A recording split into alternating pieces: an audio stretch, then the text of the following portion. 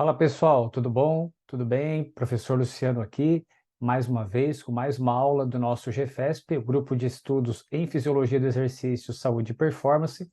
Sejam bem-vindos a essa aula, sejam bem-vindos ao grupo, né? Quem está chegando por agora, né? E espero que vocês estejam curtindo os conteúdos, que vocês estejam aproveitando os conteúdos, não só para saber como algumas coisas acontecem, mas também para colocá-los em prática, obviamente, né?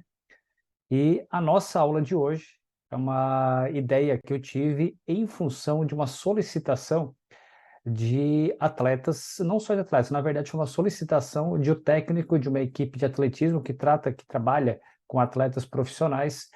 E durante nossas conversas aqui em Santa Catarina, durante treinamentos e competições, uma das queixas, digamos assim, do técnico é que ele tem alguns atletas, inclusive atletas que disputam campeonatos internacionais, campeonatos mundiais, campeonatos pan-americanos, sul-americanos, brasileiros. Então, são atletas de alto rendimento realmente, e que atletas que sofrem com câimbras musculares. Sofrem ao ponto de não conseguir concluir seus treinamentos. E essa nossa conversa, né, que nós tivemos aqui, fez eu pensar a respeito disso e trazer algumas ideias. Eu pude, felizmente, expor algumas coisas para eles e espero que possa ajudá-los e também, obviamente, ajudar vocês aqui no grupo. E justamente em função disso, quando eu estava conversando, planejando lá o que eu iria fazer com eles, eu tive a ideia de, opa, vou gravar uma aula também para o grupo de estudos, porque eu acredito que possa interessar muitas pessoas que estão lá dentro do grupo, que é o caso de vocês aqui, né? Então, é, o que que acontece? Um pouquinho que deu cachorrada aqui, deixa eu dar um pause. Voltando aqui, tive que dar um pause porque a cachorrada da vizinhança aqui estava tocando terror. Então, essa ideia que a gente teve foi justamente em função desse problema que alguns atletas estavam sofrendo, estão sofrendo, na verdade, né, por vários fatores, pelo excesso de câimbras. E o que que acontece? Muitas vezes, muito mais do que o esperado, esses atletas acabavam ou acabam ainda tendo problemas de terminar o treinamento. Muitas vezes não conseguem concluir o treino que está proposto, porque tem uma câimbra muscular muito forte ao ponto de interromper o treino.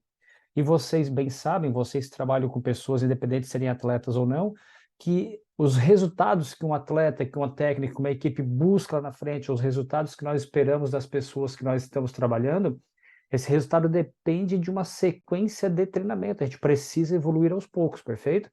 Então, na medida em que a gente vai evoluindo, a gente vai condicionando e vai chegando no nosso resultado final. Só que o que acontece? Quando tu trabalha com atletas de alto rendimento, como é o caso dessa situação aqui que eu vivenciei, estou vivenciando, não dá para se dar o luxo de esses atletas terem muitos treinos interrompidos em função de câimbras. Então, quer dizer, se toda semana um atleta desse tiver um treino com cãibra ou dois treinos com câimbras, ao final de um mês ele terá de deixar de treinar muito e, consequentemente, isso vai interferir no resultado final dele de forma negativa. Né? Quando a gente fala, por exemplo, de atletismo, que é o pessoal que eu trabalho aqui, qualquer um centésimo de segundo pode fazer a diferença entre esse atleta conseguir um índice para uma competição importante, para um campeonato mundial, para uma Olimpíada, pode fazer diferença entre ele ficar em primeiro ou segundo lugar, pode fazer diferença entre se classificar ou não classificar. Então, em função deste problema e sob solicitação, né, do técnico da equipe, eu fui buscar algumas informações científicas, o que que os artigos, o que que os estudos trazem a respeito das câimbras musculares associadas ao exercício. Então, eu trouxe para vocês hoje aqui nessa aula algumas informações com base no que eu estudei e já adianto para vocês que é com base em um artigo que traz uma revisão geral sobre o assunto. Não é um artigo original, não é um artigo só que foi feito com um grupo de atletas, e sim um artigo que apanhou vários resultados de vários estudos e está trazendo para a gente aqui esses resultados, e eu achei bem bacana o que eles trazem. Claro que eu já adianto para vocês, tá, pessoal? De repente alguém está pensando assim, Luciano, quer dizer que tu encontrou em algum estudo a solução para não ter mais câimbras? Já adianto para vocês que não.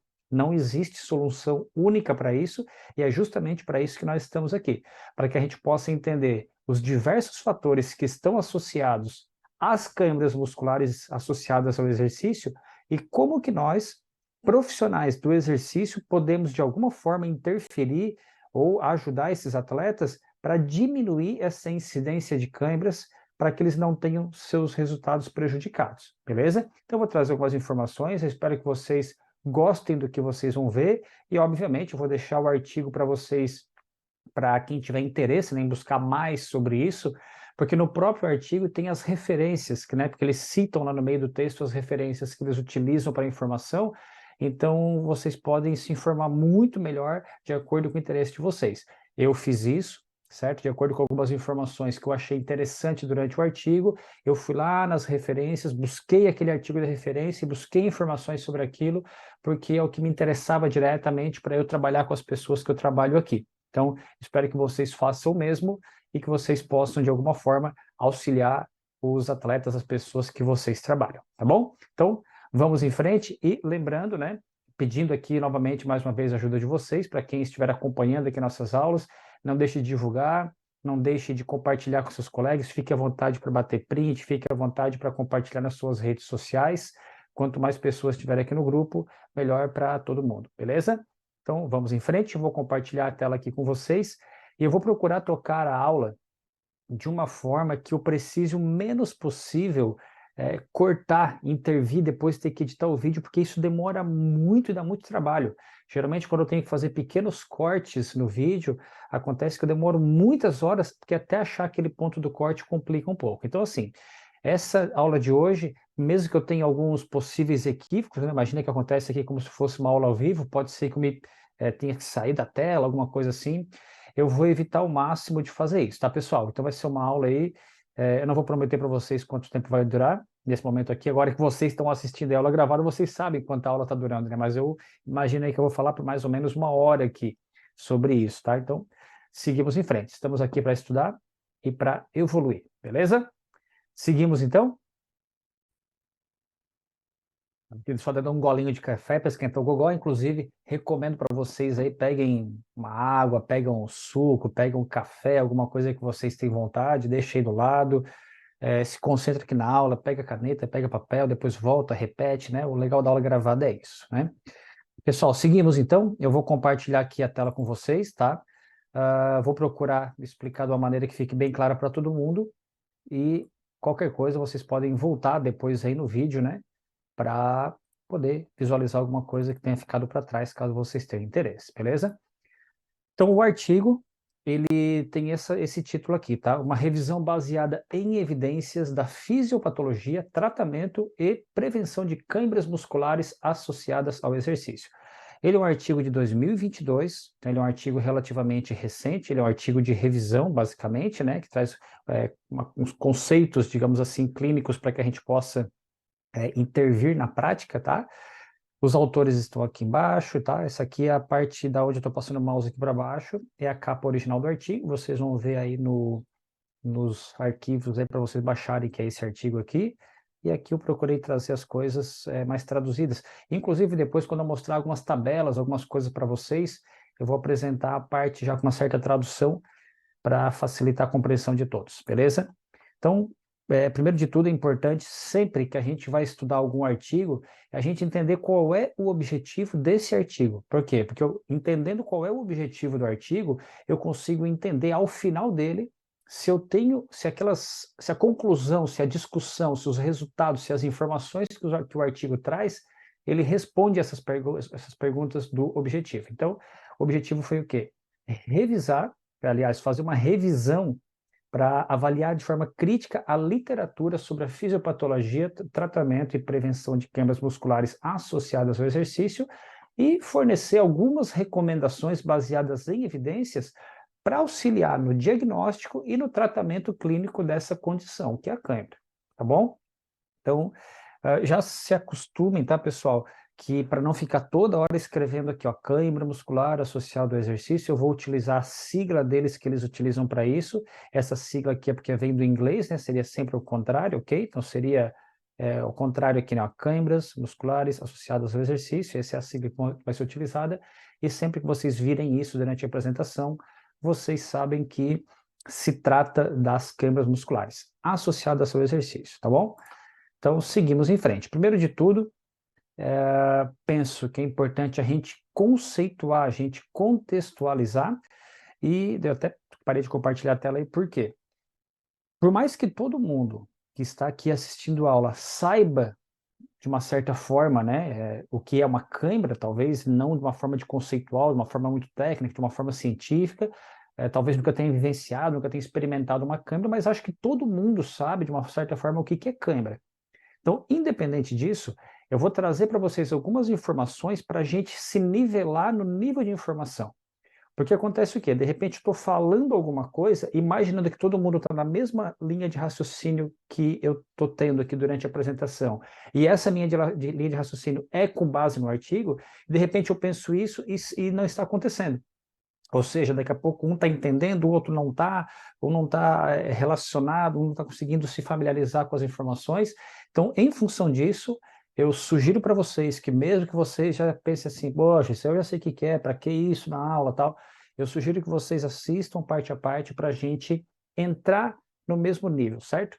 Eu sempre digo assim, é como se a gente estivesse fazendo um aquecimento para a aula. A gente faz um aquecimento, os primeiros minutos, a primeira parte, e quando a gente chegar na parte principal, está todo mundo já aquecido, todo mundo pronto para absorver as principais informações, tá?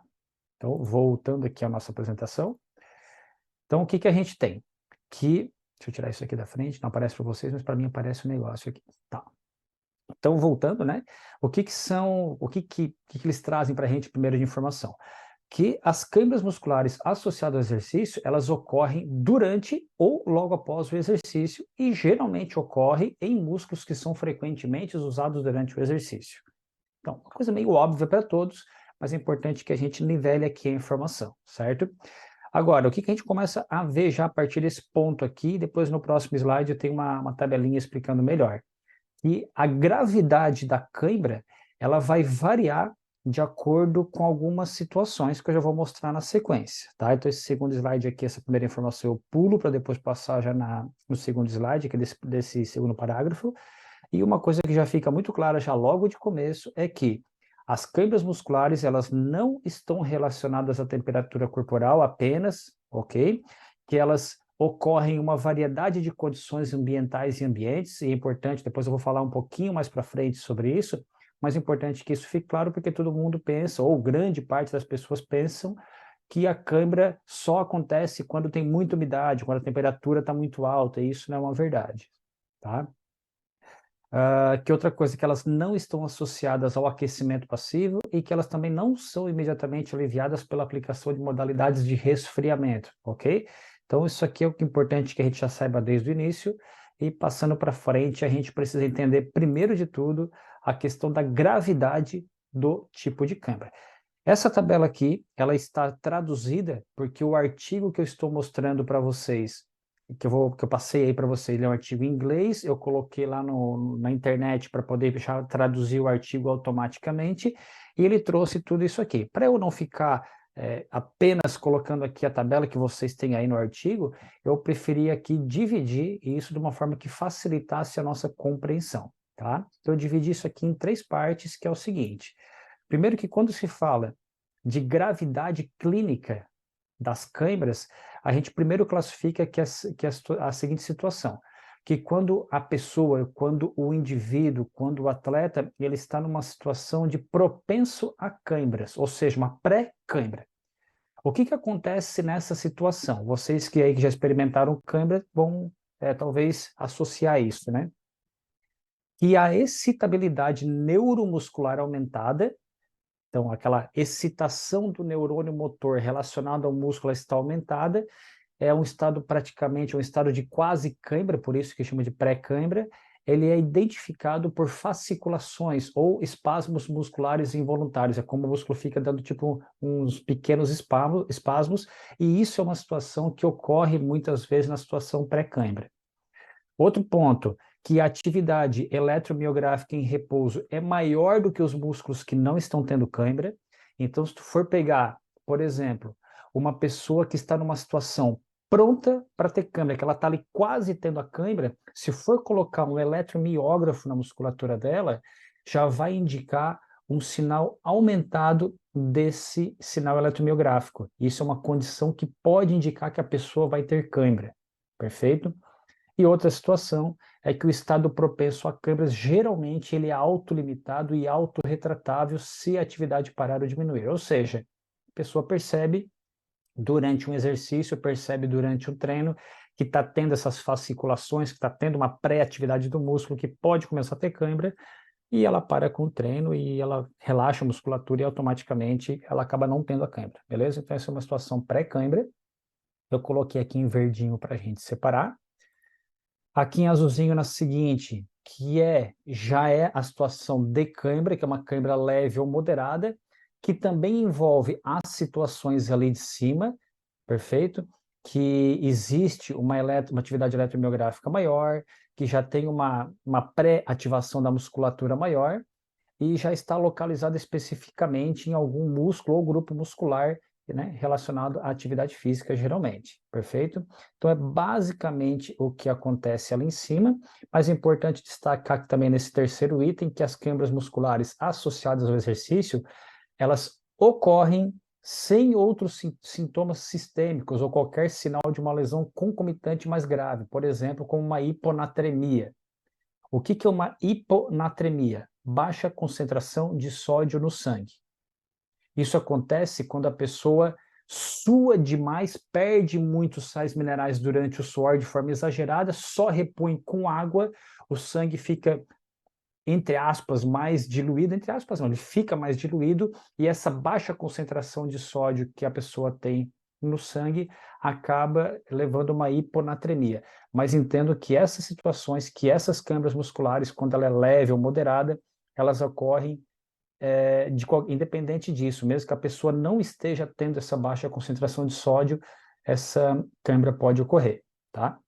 E também, mesma coisa, essas câimbras geralmente são limitadas a quando a pessoa para a sua atividade, perfeito? Agora, o que é importante nós destacarmos aqui e que eu coloquei já aqui em vermelho, que aquela tabela divide para a gente, que nós temos as câimbras graves, que além da cãibra muscular, uma situação muito importante que pode acontecer aqui é que pode estar ocorrendo alguma condição sistêmica associada a isso. Então veja bem, eu vou ler aqui para a gente poder interpretar, tá? As câimbras musculares associadas ao exercício, localizadas ou generalizadas, podem ocorrer com sintomas ou sinais sistêmicos muito graves. O que é um sinal sistêmico? O sistema da pessoa em geral. A pessoa pode ter tontura, a pessoa pode ter algum tipo de colapso, a pessoa pode estar com náusea, a pessoa pode estar com vômito, a pessoa pode estar com a urina escura ou até mesmo um estado de consciência alterado. A pessoa pode estar delirando. E isso é uma situação que, numa situação extrema, pode levar a confusão e pode levar ao coma. Esses sintomas ou sinais indicam a presença de uma condição médica subjacente ou concomitante mais grave. Por exemplo, pode ter alguma anormalidade nos níveis séricos, né, nos eletrólitos do sangue, ou até mesmo uma lesão renal, por exemplo. Então, é importante que a gente entenda que uma cãibra leve é uma coisa, uma cãibra grave, ela pode estar associada a um fator mais importante, que pode até levar a um risco de vida, tá? Inclusive, beleza? Além disso, a atividade eletromiográfica em repouso, ela é maior nos músculos com e sem câimbras, indicando uma excitabilidade neuromuscular geral. Vejam bem que, diferente do que nós vimos anteriormente, deixa eu pegar aqui para vocês. Ó, vocês podem ver que na situação aqui, ó, deixa eu pegar aqui a canetinha, que na situação de cãibra leve ou pré-cãibra, a atividade eletromiográfica em repouso, ela é maior do que nos músculos que não estão tendo cãibras. Mas vejam que numa situação onde é uma cãibra grave que pode estar relacionado a algum sintoma sistêmico junto, o que pode acontecer nessa situação? Opa, que eu não consigo tirar. O que pode acontecer nessa situação? Que a atividade eletromiográfica em repouso ela é maior nos músculos com e sem cãibra. Ou seja, não são somente os músculos que estão para ter cãibra ou estão tendo a cãibra que representam uma atividade eletromiográfica maior, até mesmo o músculo que não esteja em atividade. Perfeito? Então, assim, grosseiramente falando, a pessoa está correndo, ela vai ter cãibra na panturrilha, está com uma condição sistêmica associada, mas até mesmo a atividade eletromiográfica de algum outro músculo, pode ser de repente do abdômen, pode ser do antebraço, sei lá, depende do que vai ser medido, obviamente, também pode estar com uma excitabilidade maior, tá? Então, isso é uma condição de cãibra grave, ok? E finalizando que essas câimbras musculares associadas ao exercício de forma grave, elas exigem a interrupção imediata do exercício, ok, pessoal? Ah, vou continuar e depois... Não, não, não tem nada de continuar. Tem que ser interrompido o exercício, tem que fazer um diagnóstico correto e tem que ter uma intervenção médica para a condição médica subjacente e talvez até fazer o transporte para um hospital, um atendimento com ambulância, alguma coisa assim. Perfeito? Então, resumindo essa primeira parte aqui da nossa aula, deixa eu tirar aqui. Resumindo essa primeira parte, o que é importante a gente entender? A gravidade da cãibra, se é uma situação de pré-cãibra, de cãibra moderada ou leve, ou de cãibra grave. Se for uma condição de cãibra grave, entendam que muitas vezes o atendimento médico vai ser necessário, a pessoa pode estar até correndo um certo risco de vida, tá bom? Já numa condição de pré-cãibra ou cãibra leve moderada, não vai ter necessidade de fazer isso. Claro que se tiver lá um atendimento, se for durante uma corrida, durante o evento, que tiver ambulância, que tiver enfermeiros, que tiver condições de fazer algum exame, se faz. Mas, do ponto de vista de gravidade da cãibra, é isso que a gente precisa entender primeiro. Fechou? E voltando então, só para a gente concluir a compreensão aqui dessa questão de gravidade, eu acho que uma situação que todo mundo aí talvez já tenha visto, não sei se vocês lembram, da suíça Gabriele Andersen, que ela foi uma maratonista, né? Hoje ela deve ter seus 70 e pouco, 80 anos, se vocês colocarem aí na internet vocês vão ver. Mas essa imagem é uma imagem muito marcante no mundo do esporte, que aqui isso aqui foi durante o final, a volta final da maratona dos Jogos Olímpicos de 1984 em Los Angeles, aonde a Gabriele Anderson passou, estava tendo diversos tipos de cãibra, dá para ver que ela está aqui pela posição do corpo dela, com vários músculos contraídos, enrijecidos, e obviamente que ela não estava tendo apenas câimbras leves moderadas aqui, né? Ela nitidamente estava tendo muitas das situações sistêmicas que nós vimos aqui quando se fala de câimbra grave. Se vocês colocarem no YouTube, Gabriele Andersen, Suíça, maratona, coloca aí maratona 1984, vocês vão ver essa chegada que foi. E né, ela não foi a vencedora da prova, né, obviamente não foi, mas acabou se tornando um ícone, digamos assim, um símbolo do esforço físico quando se fala desses tipos de situações, beleza? Continuando, né, o artigo traz para a gente umas informações bacanas, que na tabela 2 vocês podem ver algumas recomendações de tratamento e prevenção para as câimbras musculares associadas ao exercício de acordo assim com o que é recomendado. Com esse aqui, ó, de graduação de taxonomia de força de recomendação, significa assim, galera, ó. Vocês vão ver, vou mostrar para vocês na sequência aí, até que ponto que aquela recomendação que vai aparecer na sequência, ela realmente é eficiente, ela é eficaz, ou ela é recomendada de acordo com o que a literatura, de acordo com o que os estudos trazem para a gente. Então, vocês vão ver que traz aí para a gente nível de recomendação A, B, C, e quando se fala de nível de recomendação A, quer dizer o quê? Opa, aquela informação que está ali nível de recomendação A, realmente é uma situação que pode ser feita, que tem bastante eficácia, que é o que mais provável que vai trazer melhora para uma situação de câimbra. O que aparece como B ou o que aparece como C é tipo assim, pode ser que dê certo, pode ser que não dê, né? Então não existe na verdade, um consenso da ciência quando se trata dessas recomendações de nível C, por exemplo. Vocês já vão entender quando vocês verem na sequência aí. Compartilhando aqui com vocês, tá? Eu peguei a tabela, eu dividi também para facilitar aqui o que seria o que eles indicam como tratamento, o que eu posso fazer para tratar a cãibra no momento que está tendo, ou o que eu faço para eu poder prevenir a cãibra. Quando se fala de tratamento da cãibra, vocês vão ver aqui que tem 6 recomendações. O que se faz para tratar a cãibra? Vocês podem olhar aqui ao lado. Assim, galera, eu não vou acelerar muito também, que se eu acelerar demais, vocês acabam não entendendo, não tem lógica, não. Vamos com calma aqui, né? Quando a gente fala de tratamento, aqui, quando se fala de tratamento para a cãibra, vocês podem observar aqui ao lado que tem uma nota, digamos assim, classificada em nível ABC. O que vocês estão vendo aqui, que é uma recomendação A, significa que aquela informação ela tem bastante relevância, ela é realmente uma recomendação forte quando se trata da questão de câmera. Então, por exemplo, aqui, ó, número 1. Atletas, deixa eu ver o que eu botei aqui a flechinha. Aqui, ó. Pegar aqui, ó. Atletas ou médicos devem aplicar alongamento estático suave durante uma câimbra muscular associada ao exercício até que ela desapareça. O que isso aqui quer dizer?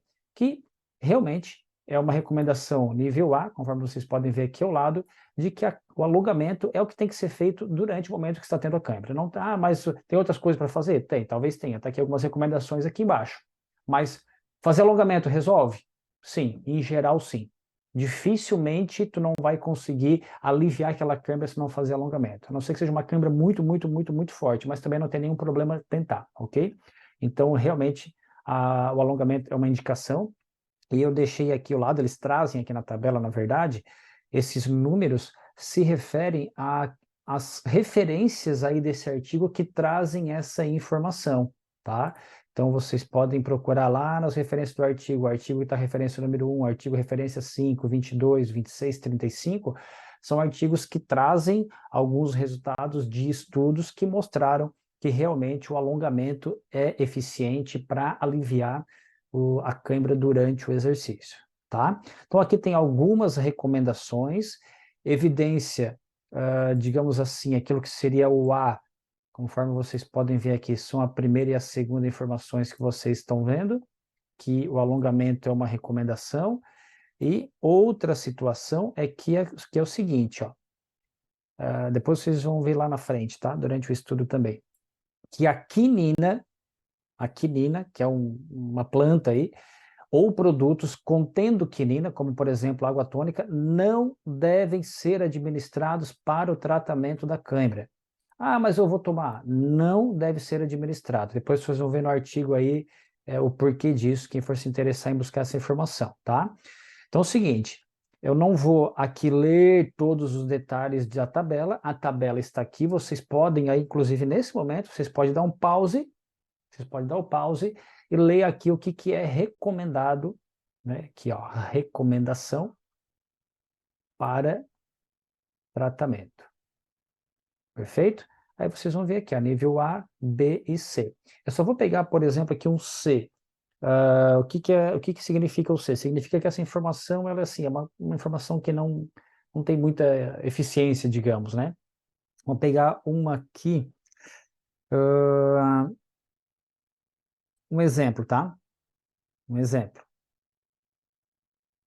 Pegar essa número 5 aqui, ó. Nenhum medicamento deve ser administrado para tratamento de câimbras musculares associadas ao exercício sem o consentimento de um médico ou na ausência de médico. Ou seja, o que quer dizer aqui? Não vai pegar um medicamento lá e sair aplicando qualquer coisa porque tu viu lá que o medicamento previne câimbra, que ele relaxa a musculatura. Não é para fazer isso aí, tá? Ok? Nível C de recomendação. E tem aqui algumas outras informações também que vocês devem levar em consideração na questão do tratamento. Perfeito? Quando se fala de prevenção, vocês vão ver a mesma coisa. Tem aqui 10 itens relacionados ao que pode ser feito para prevenir. E daí aqui eu vou fazer questão de me ater aqui um pouquinho ao conteúdo para tratar de uma condição, tá? Vou até tirar aqui um pouquinho, para falar de uma condição ali, quando se fala de prevenção, por quê?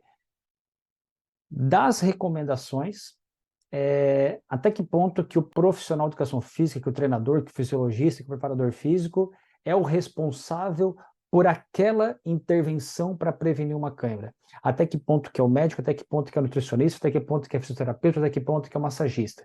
O que eu vou trazer para vocês aqui, que vocês viram ali na tabela, é uma situação que nós, preparadores físicos, fisiologistas, profissionais de educação física, podemos e devemos intervir como uma possível solução para a prevenção da câimbra muscular associada ao exercício. Tá? E o que eu quero dizer com isso? Dá uma olhadinha aqui comigo.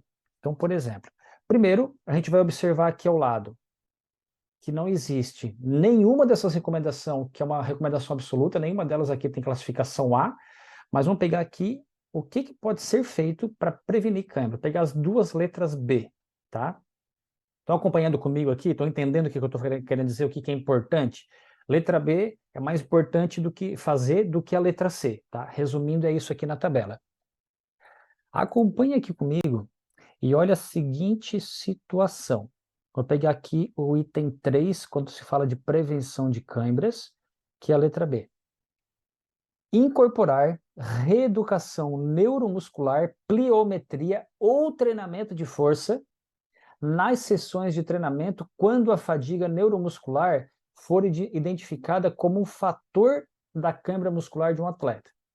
Ou seja, vocês vão ver lá na frente como identificar. Se for identificado, vou até tirar aqui, tá? Se for identificado, não ia tirar não, deixa aqui assim.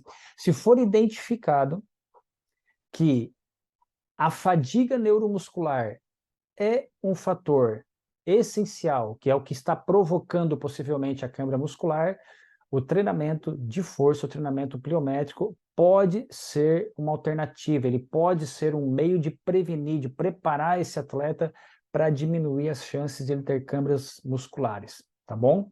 E outra situação, aqui também o item 4, vocês podem ver aqui que o item 4 está como letra B, que é a letra B, que é o seguinte: treine em intensidades e também em ambientes, como por exemplo temperatura, altitude, semelhantes aos da competição. Perfeito? Então, às vezes o atleta ele treina num ambiente, numa altitude, numa temperatura, numa umidade, aí vai para um tipo de competição em outro ambiente, especialmente em provas longas, né? A pessoa está acostumada a treinar aí com umidade, sei lá, 70%, 60%, algo normal, a 20 e poucos graus, aí de repente resolve fazer uma maratona lá no deserto, lá com 40 graus, uma temperatura absurda, e obviamente que isso pode acabar prejudicando, né? Então, isso é uma recomendação, procurar treinar de acordo já com as condições de competição. Acho que isso não seria uma novidade para ninguém. E depois vocês vão ver aqui outras situações, o que estão aqui como item C, que na tabela depois mais para frente fica mais fácil para a gente observar, tá bom? Mas eu vou fazer questão de repetir uma informação aqui para vocês, que é o item 3 que vocês estão lendo, perfeito? O quê? Que quando o motivo da câimbra muscular for identificado que é por causa de fadiga neuromuscular, ou seja, as câimbras que eu estou tendo são por causa de fadiga neuromuscular, o treinamento de força, o treinamento pliométrico podem ser alternativas que ajudem a diminuir a incidência e a intensidade das câimbras musculares. Ou seja, treinamento de força, treinamento de potência, treinamento de pliometria pode sim ser uma alternativa para diminuir, para prevenção de câimbras musculares, quando a fadiga muscular for o motivo dessas câimbras. Perfeito? Então, beleza.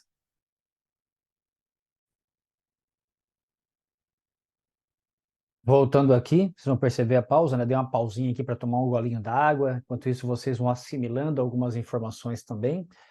Nesse slide que vocês estão vendo aí, eu elenquei, eu listei como se fosse um resumo do que esse artigo traz para a gente, tá? Então, o que que é? Nós temos primeiro aí o que seria a fisiopatologia dessas câimbras, né? E as principais explicações, digamos assim, fisiológicas para a câimbra, o possível diagnóstico e tratamento de forma aguda, o que se faz na hora que está tendo, um possível diagnóstico e tratamento para a situação crônica, né, o que eu posso fazer para prevenir, basicamente, e essas são as informações que esse artigo traz para nós.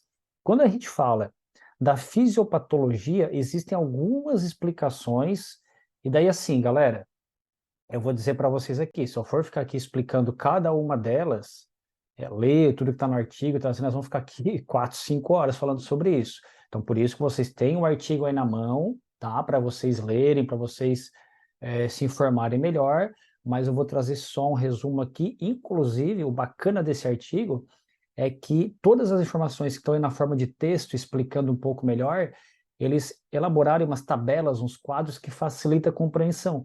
Então, nessa aula, eu vou trazer essas tabelas, esses gráficos não tem, mas na verdade essas tabelas e esses quadros, porque ali tem uma explicação boa de entender todo o artigo, perfeito? Vocês vão ver na sequência aí do que se trata, tá? Mas, uma coisa que é importante deixar claro aqui para vocês. Vocês observem que dentre as possíveis explicações, né, fisiopatológicas, existe a teoria da desidratação e do desequilíbrio eletrolítico. E por que é importante a gente entender isso? Todo mundo, vocês podem pegar aí, ó, internet, redes sociais, as conversas que vocês com as pessoas que vocês conversam aí no dia a dia, quase todo mundo, quando tu fala em câimbra, vai dizer: ah, é falta de potássio, ah, é só comer banana, ah, é porque está desidratado. Ok, desidratação é importante, mas não é o que vai resolver a pessoa só se hidratar. Então, tem algumas teorias que mostram o porquê que a porquê que a desidratação explicaria algumas câimbras e porquê que a desidratação também não explica tudo relacionado à câimbra. Perfeito? Então, entendam um pouquinho disso, procurem informação sobre isso. Aí tem mais ainda a teoria do controle neuromuscular alterado, que, né, como é que a musculatura está informando, como é que o sistema nervoso está mandando informação lá para o músculo para ele poder fazer a contração e relaxamento. E o mais bacana de tudo que é a teoria multifatorial. E daí a teoria multifatorial eu vou trazer para vocês logo na sequência com a tabela, tá? Então, quando se fala, por exemplo, isso aqui eu vou pular, tá? Quando se fala da fisiopatologia da câimbra muscular associada ao exercício, e dentro, né, quando se fala daquele primeiro ponto da teoria da desidratação e desequilíbrio eletrolítico, entendo que tem algumas teorias que são a favor, que explicam que realmente a desidratação e esse desequilíbrio que tem entre os eletrólitos, sal não, sódio, potássio, cloreto, magnésio, tudo isso que tem na nossa corrente sanguínea, que isso explica os possíveis mecanismos de câimbra, mas também tem teorias que mostram que, independente disso, a pessoa vai ter câimbra. Então, tem teorias, eu botei aqui, entre aspas, eu que coloquei isso aqui, não está no artigo, tá? É só para facilitar a compreensão. Teorias a favor da desidratação e teorias contra. E daí aqui nos slides tem o porquê que surgiu inicialmente toda essa ideia de porque a desidratação é a causa, e a gente traz isso até hoje, a gente vê muita gente falando sobre isso até hoje, e só para vocês terem uma noção que ao longo dos últimos 100 anos, muitos pesquisadores apoiaram a teoria da desidratação e do desequilíbrio eletrolítico. Primeiro, o que acontece? Os pesquisadores, primeiros pesquisadores, eles especularam que essas câimbras eram devidamente, basicamente, né, a 3 fatores. Perda de fluidos e eletrólitos, principalmente o cloreto, induzido pelo suor. Então, no suor, a gente, além da água, a gente perde esses eletrólitos. Além disso, também viram que estava relacionado ao trabalho árduo de pessoas que não estavam aclimatadas ao calor e também que a exposição a altas temperaturas e umidade. Então, aqui já faz a gente entender, ok, tem uma lógica que explica que a desidratação tem relação com a câimbra, e isso é verdade, tá, galera? Ninguém está dizendo que não é, mas eu vou repetir para vocês. Não é o único fator que leva a câimbra. Se fosse assim, era só se reidratar, era só colocar os eletrólitos de volta e as pessoas não teriam mais câimbra. Isso não é verdade, isso não é assim que acontece na prática. E está aqui, né, um baita de um exemplo, de novo, a Gabriele Anderson, né? Além disso, resumindo, tá? Que explica, né, de forma favorável a teoria da desidratação, que as câimbras diminuem com o uso de alguma solução salina, e no artigo tem várias formas de fazer várias soluções, tipo como é que se diz? O soro caseiro, algumas formas que vocês podem fazer aí uns produtinhos caseiros, digamos assim, que poderia oferecer essa condição desses eletrólitos. Terceiro, que alguns estudos mostraram que, por exemplo, aqui, ó, que 9 homens que perderam 0,5% ou 1% do peso corporal não tiveram câimbras, mas quando eles perderam 2 ou 3% de perda de sua massa corporal de forma passiva, em uma sauna isso causou câimbras. O que eles fizeram nesse estudo? Pegaram um grupo lá de pessoas e colocaram na sauna. Então vejam bem, não é situação de exercício, já começa por aí, não é a mesma coisa, porque na sauna eles estavam de forma passiva, eles estavam em repouso, não estava tendo contração muscular, não estava tendo desgaste muscular, perfeito? Então a única situação era realmente a desidratação, e eles observaram que quando a perda é muito pequena do peso corporal, não causava câimbra. E eu não sei se vocês sabem, né? Mas para quem não sabe, a gente fala aqui que de forma prática, medir a desidratação na prática é muito fácil. O que tu faz? Tu mede o peso da pessoa antes e depois do exercício. Por quê? Por exemplo, estou aqui com, sei lá, 85 quilos. Eu faço um exercício e eu termino com 84 quilos, eu desidratei 1 quilo. Ah, mas como é que sabe que é desidratação? Porque só o que tu vai perder na hora do exercício realmente é o líquido. Perfeito? Não vai perder gordura na hora do exercício ao ponto de baixar esse 1 quilo. Tá? Então é uma forma prática que se tem de avaliar a desidratação é com a perda de peso corporal. Isso aí já se sabe há muito tempo, e tanto é que esse estudo aí mostrou isso. Por exemplo, eles fizeram perda de peso corporal baixa, né, de 0,5% a 1%, não teve diferença, e quando a perda foi um pouco maior, parece que induziu ali as câimbras de forma passiva. Geralmente a perda de massa muscular, de massa não, perda de peso corporal maior aí que 3, 4, 5% realmente pode ser um fator importante que mostre que a desidratação é um fator que está contribuindo para ter a câimbra. Se a perda de peso corporal pré para pós-exercício for muito pequena, 0,5%, 1%, provavelmente não foi por isso, não foi pela desidratação que a câimbra ocorreu. Perfeito? Então, voltando aqui, isso é uma situação. E, por exemplo, aqui, né, os jogadores de futebol americano com perdas de sódio no suor maior que 1,18 gramas ou perdas de cloreto no suor maior que 2,3 gramas durante o treino foram 9 vezes mais propensos a ter câimbras. Ou seja, realmente, de forma favorável à teoria da desidratação, esses atletas, quando eles tiveram uma perda muito grande de sódio e de cloreto no suor, eles tiveram 9 vezes mais chance de ter câimbra. Então, uma teoria a favor da desidratação.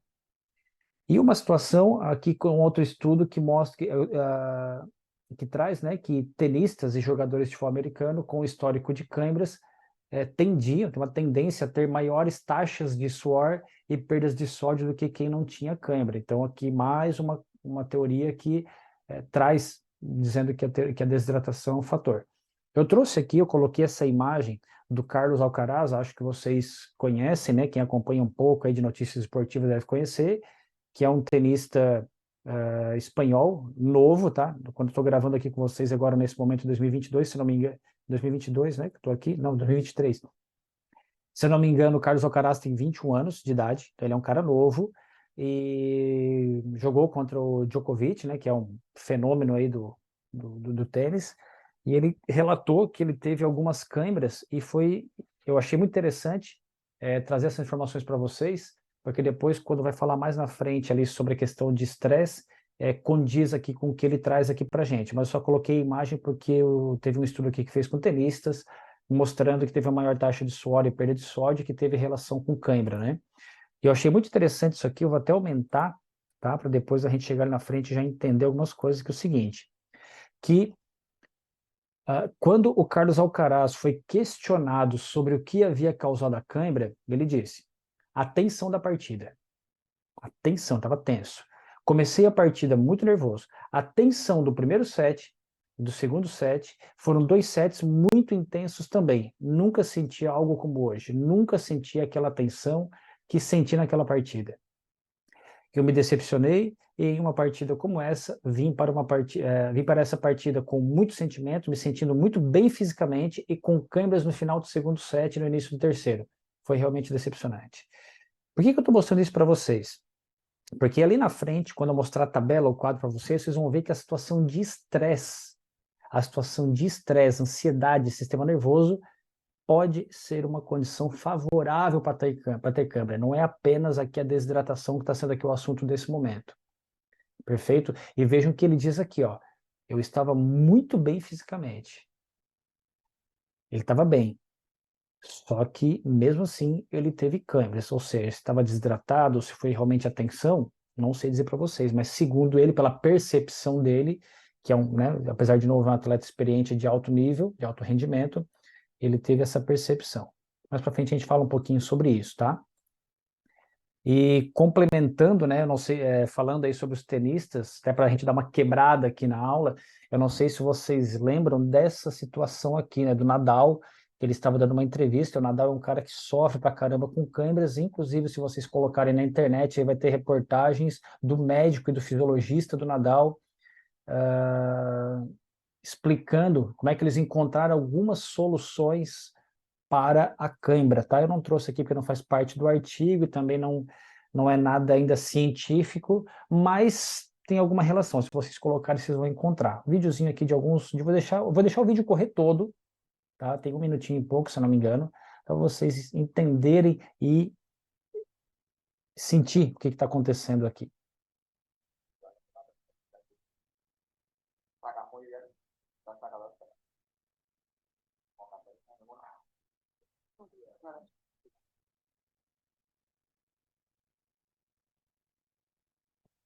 Olha a situação.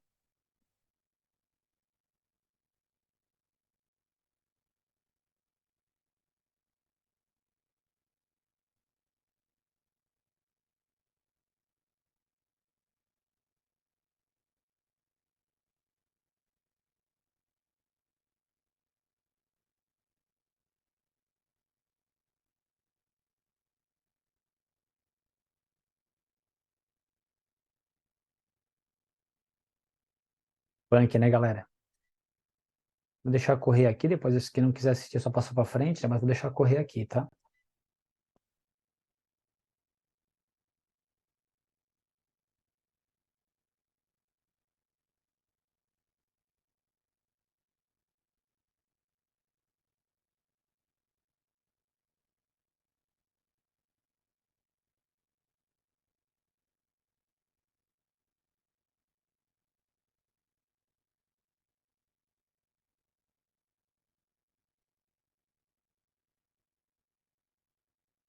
Enquanto ele tem câmera lá, eu descanso meu gogó aqui um pouquinho.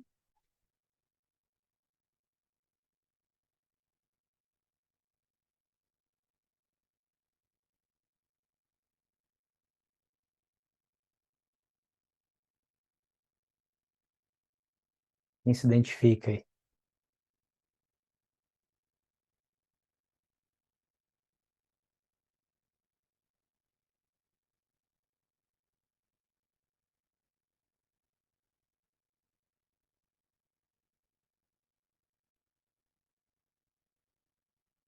Cara, tá doendo aqui, só de ver a cena, imagina, né? Não sei se vocês já tiveram cãibra forte ou não, mas eu já tive, tá?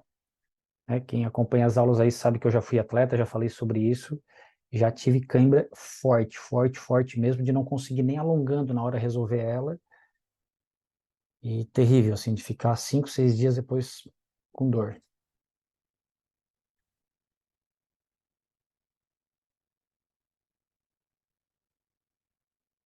Olha a parte agora.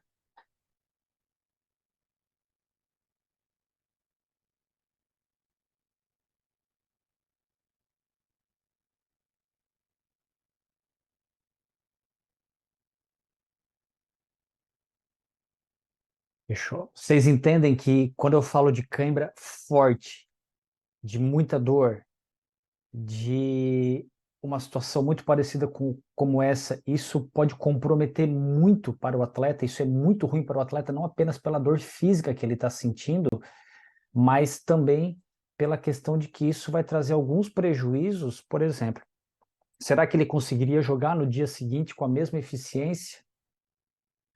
Será que ele conseguiria, né, se aqui pode ter sido o último jogo do campeonato, mas enfim, ou quantos dias de recuperação será que ele vai precisar? Vou botar aqui, deixa eu tirar daqui. Vou repetir, tá? Acho importante a gente, pra gente poder pensar um pouquinho, para a gente poder refletir a respeito disso, né? Vocês viram aí a cãibra forte que esse atleta teve, num período pós-jogo, durante lá a entrevista, vários minutos, a gente viu ali o sofrimento que ele estava tendo, e daí a gente, é para isso que a gente tem que refletir, que a gente tem que pensar nas possíveis causas e possível tratamento. Por quê? Será, né, o quanto que isso trouxe de prejuízo para ele? Não estou falando de prejuízo financeiro, estou falando de prejuízo para ele enquanto atleta. Né? Um atleta que teve esse tipo de câimbra depois do jogo, numa entrevista, quanto tempo será que ele precisou para se recuperar, para estar íntegro para o próximo jogo? Então, por exemplo, se ele teve aquela câimbra ali depois do jogo, né, à noite, será que no dia seguinte, se ele tivesse um jogo importante, ele estaria em condições de ter uma boa performance ou já estaria mais próximo de ter uma nova câimbra ou dores musculares que pudessem comprometer o rendimento dele durante o jogo? Ou quantos dias de repouso até ele poder fazer um novo treinamento? Então, é importante que a gente entenda que uma cãibra grave, que uma cãibra causa esse tipo de dor, que ela traz muitos prejuízos para o atleta de maneira geral, tá? Não é apenas uma dor, né? Como se apenas fosse algo simples, né? Perfeito? Então, atenção em relação a isso, por isso que é legal a gente tentar entender aqui algumas coisas, né, galera? Para a gente poder ajudar os atletas, as pessoas que sofrem com isso, beleza? Seguimos aqui mais um pouquinho, vamos em frente. Então, tudo isso aqui, tá, pessoal? Eu não vou ler aqui para vocês. Vocês vão ver aí no artigo. Vocês têm um artigo, só vocês pegarem, botar ele na forma traduzida. Eu coloco para vocês traduzido também. Só cuidado que às vezes a tradução não sai muito ao pé da letra, né? Mas isso aqui são as possíveis explicações da teoria da desidratação relacionada à câimbra. Tem aqui vários fatores, tá? Então vocês dão uma olhadinha aí, lê com calma. Não vou ficar aqui só lendo para vocês, perfeito? Mas, de uma forma generalizada, as explicações que eles trazem para a gente aqui é que tem diversos fatores que estão relacionados à desidratação e que elas estão, sim, relacionadas à situação de câimbra, à incidência ou à gravidade ou à duração da câimbra, tá? Então tem maneiras diferentes de classificar, digamos assim. Eu posso ter uma câimbra leve, mas que dure por muito tempo. Eu posso ter uma câimbra intensa, mas que dure por pouco tempo. E aí nessa parte vocês vão ver qual é a relação que tem da desidratação quanto a isso. Perfeito? Até quando vocês virem aqui, eu acho que vou voltar um pouquinho para trás, tá? Até aqui a parte do Nadal, só deixa eu explicar para vocês como é que está aqui a questão da aula, para vocês entenderem. Quando vocês virem que está aqui, que eu mostrei para vocês, está aqui em verdinho, com esse joinha para cima em verde, é porque está relacionado a isso aqui, galera, ó. Deixa eu voltar aqui, ó.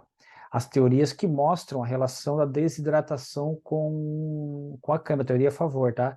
Quando eu coloquei em vermelhinho, com o dedinho virado assim para baixo, é porque, segundo esses estudos, não é a desidratação que está relacionada, não é que não está relacionada, mas não justifica, não explica sozinha a situação de um atleta ter câimbra ou não. Então, aqui, por isso que eu falei para vocês vão ler aqui com calma, tá? Mas de uma forma geral, só recapitulando aqui o que eu falei antes para não gerar confusão, que diversos estudos testaram, né, atletas e verificaram que mesmo em situações que os atletas não estavam em desidratação ou tinham concentrações de sódio, de cloreto, parecido, mesmo assim tiveram câimbras. Então, por exemplo, vou só ler aqui um pouquinho do comecinho para vocês entenderem. Tem uma teoria que propõe um argumento relativamente conflitante em relação a isso, tá bom? O que significa? Que atletas com câimbras musculares perdem grandes volumes de suor, o que resulta também numa perda significativa no volume plasmático, ou seja, o volume de água, o volume líquido do sangue também vai ser perdido por causa da grande perda de suor, e isso levaria ao aumento da osmolaridade plasmática, ou seja, o sangue ficaria mais concentrado. Quer dizer, o teu sangue está perdendo muito líquido e, consequentemente, poderia estar ficando mais concentrado por causa da perda de líquido. Só que, no entanto, as câimbras também, né, supostamente, faz com que a gente perda quantidades significativas de sódio. E essa perda desses eletrólitos diminui a osmolaridade plasmática, ou seja, a desidratação tanto faz tu perder líquido, como tu faz tu perder os substratos, não, como é que é? As substâncias, né, sódio, cloreto, potássio, que estão lá dentro, que deixaria aquele sangue de forma mais concentrada. Perfeito? Então, assim, a teoria ela é conflitante, porque não dá para saber ainda realmente o que está acontecendo quando tu perde muito líquido. Tu está perdendo mais água, está perdendo mais eletrólitos de maneira geral, tá? Aí tem algumas outras explicações aqui que demonstram o porquê que a cãibra pode não estar muito relacionada à desidratação, perfeito? E só para vocês terem uma noção, deixa eu ver... Esse aqui, ó, por exemplo, bem esse aqui mesmo, o segundo item, ó. As características do plasma em atletas com e sem câimbras estavam frequentemente dentro dos limites normais comparáveis após o exercício. O estudo número 1 e o estudo número 20, tá? Quando eu boto aqui entre parênteses é porque na referência são esses estudos que trazem isso. Então, se vocês tiverem interesse, tiverem curiosidade, vai nas referências aí do artigo, busca essa referência aqui, ó, a 1 e a referência 20, ou, por exemplo, esses outros vários autores, a 1, 20 e 22, não demonstraram diferenças no volume plasmático, no volume de glóbulos vermelhos, na perda de massa corporal ou nas concentrações plasmáticas de eletrólitos durante a competição entre atletas com e sem câimbras. Ou seja, de acordo com esses estudos aqui, os atletas estavam em condição parecida de volume plasmático, de hidratação e tudo mais, e mesmo assim alguns tiveram câimbras, outros não. Então isso é um fator que justifica o porquê que a cãibra não é simplesmente por causa da desidratação, tá? Aí vocês vão ver aqui algumas outras características do estudo, só buscar lá, perfeito? E então dá uma lidinha aqui depois nisso que vocês vão conseguir encontrar essas informações, tá? Mas basicamente está dizendo aqui que estudos que, mesmo com atletas em situações parecidas de desidratação, alguns tiveram câimbras e outros não. Basicamente é isso, tá? Aqui esse item 6 eu achei importante, achei legal que ó, o alongamento aliviou as câimbras, mas não alterou os níveis de fluidos e eletrólitos. Uma coisa bem lógica, mas assim, realmente, se fosse só a desidratação, nenhum alongamento iria resolver, né? E agora sim, aqui eu faço questão de colocar para vocês que, olha bem, a suscetibilidade à cãibra induzida eletricamente, não é pelo exercício, mas de forma elétrica, né, com o eletrodo lá dando choquinho, provavelmente, permaneceu inalterada quando os participantes perderam de 3 a 5% de sua massa corporal e aproximadamente 4 gramas de sódio, e quando a fadiga foi minimizada, sugerindo que a desidratação e as perdas de eletrólitos tiveram efeitos mínimos na suscetibilidade à cãibra. Tá? Perfeito? E daí quando se fala, deixa eu dar um pausezinho aqui, deixa eu voltar aqui. Então assim, galera, eu acelerei um pouquinho, vocês estão vendo, né? A aula está longa, né? Faz parte. Essa parte que passou até o momento está relacionada à questão da desidratação, vocês vão ver aí, teoria a favor, teoria contra, né? Se tiver interesse, busca lá a informação para poder estudar um pouquinho mais sobre isso, tá?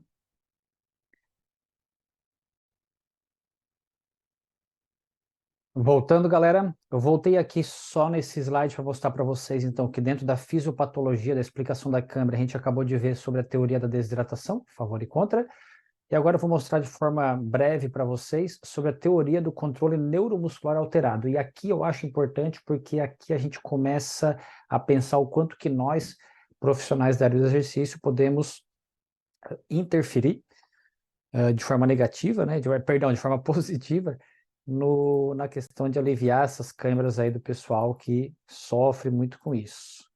Perfeito? Passando aqui para frente um pouquinho. Então, aqui o seguinte, o que é a teoria do controle neuromuscular alterado?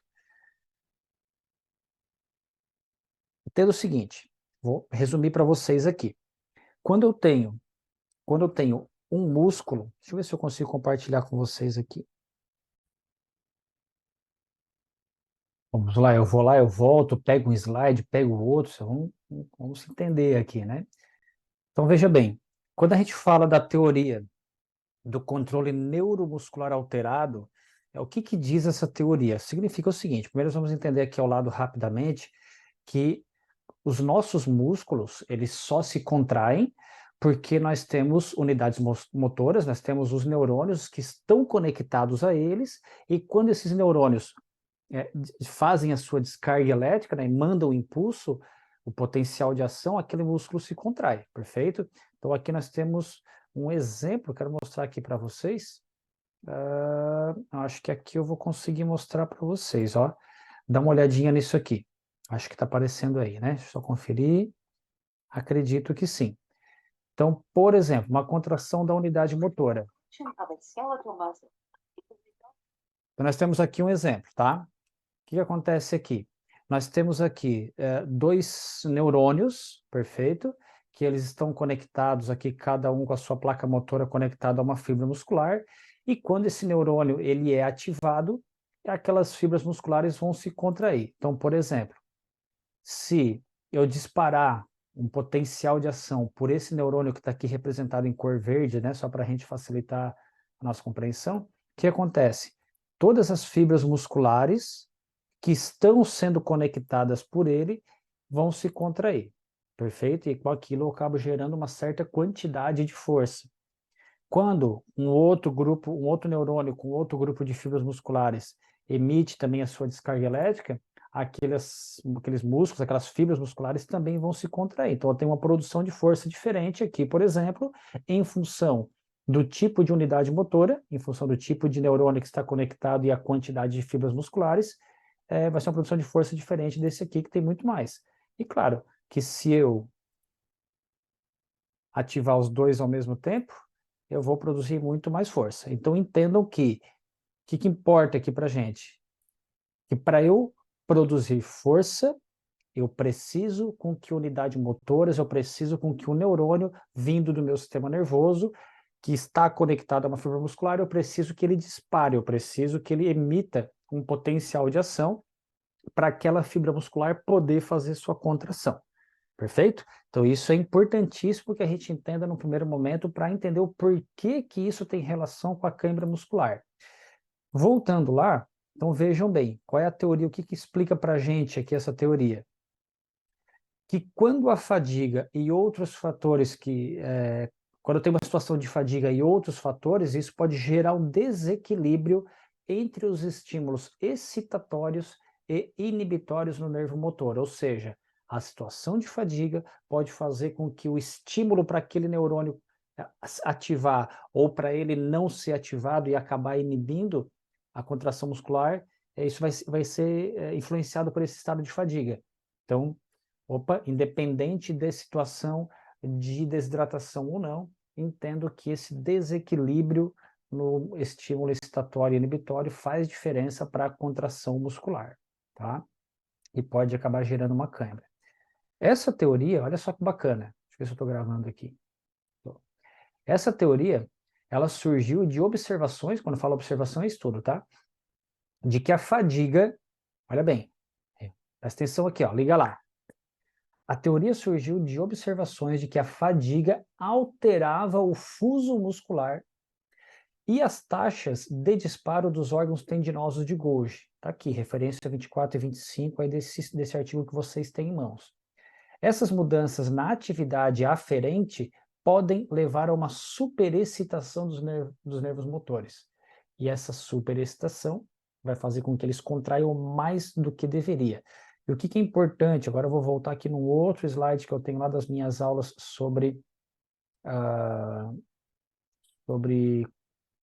sistema muscular, só para a gente poder lembrar o seguinte, que quando a gente fala de fusos musculares, nós estamos falando de fibras que estão lá dentro da musculatura, e quando elas são ativadas, tu tem uma contração muscular.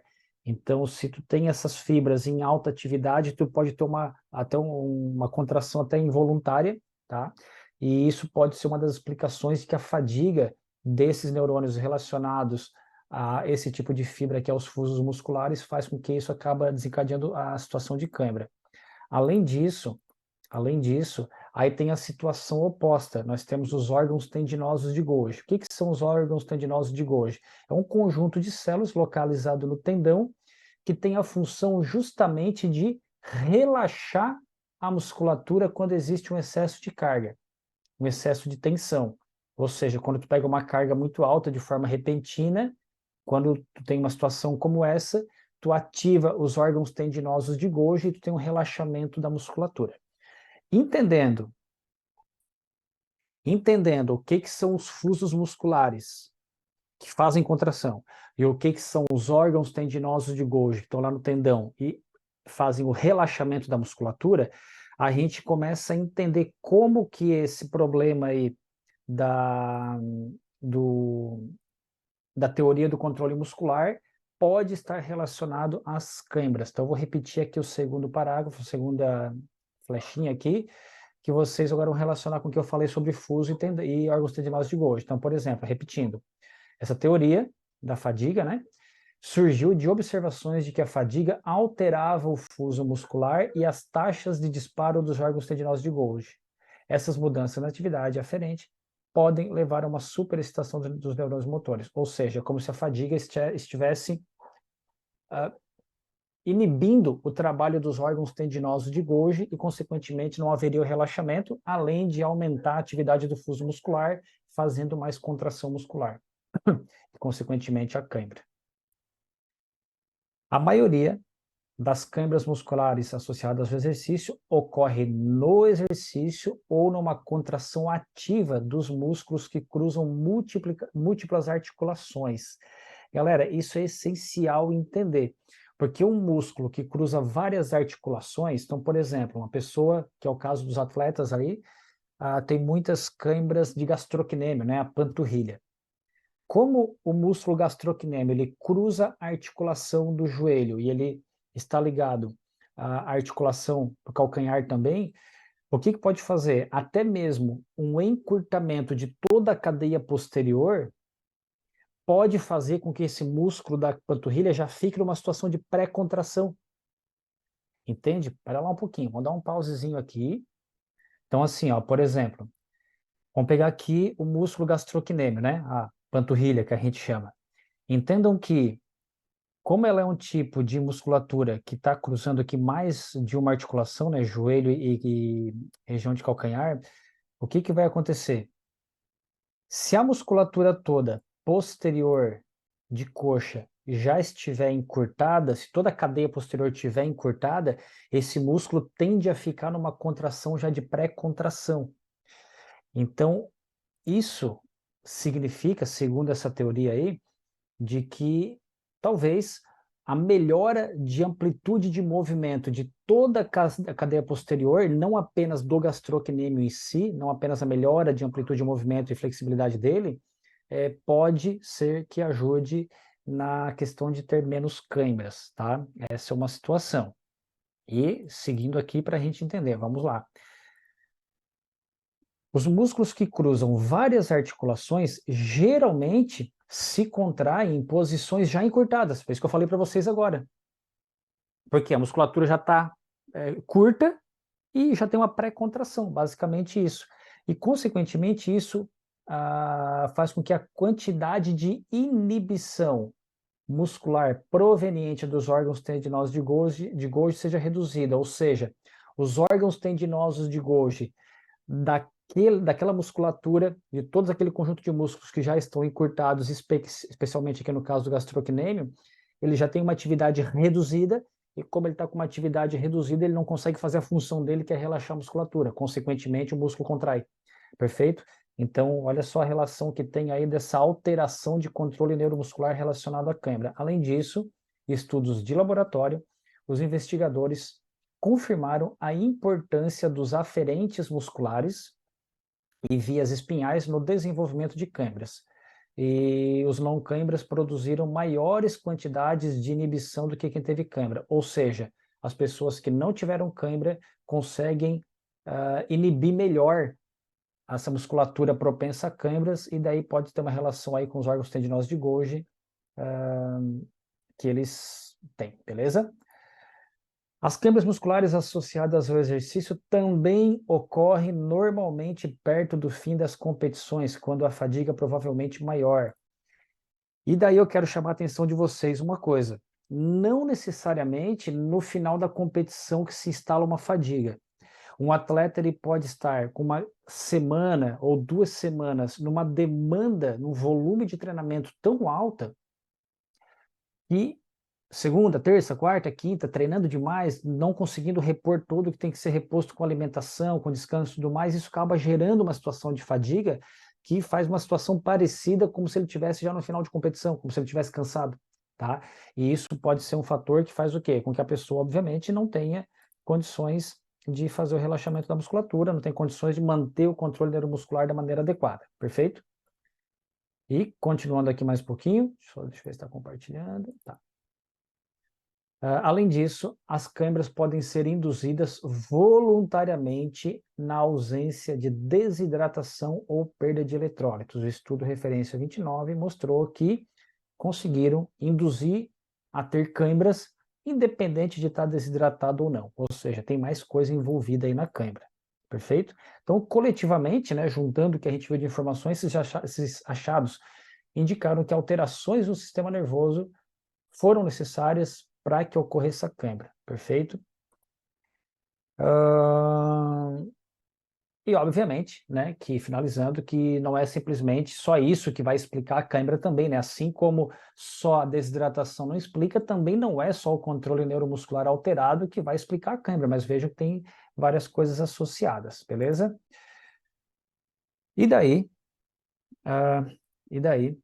eu quero mostrar para vocês aqui, eu quero mostrar para vocês agora, nesse momento, é justamente a fisiopatologia da câimbra muscular associada ao exercício, mas vista de uma forma multifatorial, não apenas a gente falando, é desidratação, é fadiga, é só comer banana. Não, a gente vai entender agora, num quadro, que eu procurei deixar ele o mais claro possível para vocês, de como que a gente pode entender a câimbra muscular associada ao exercício.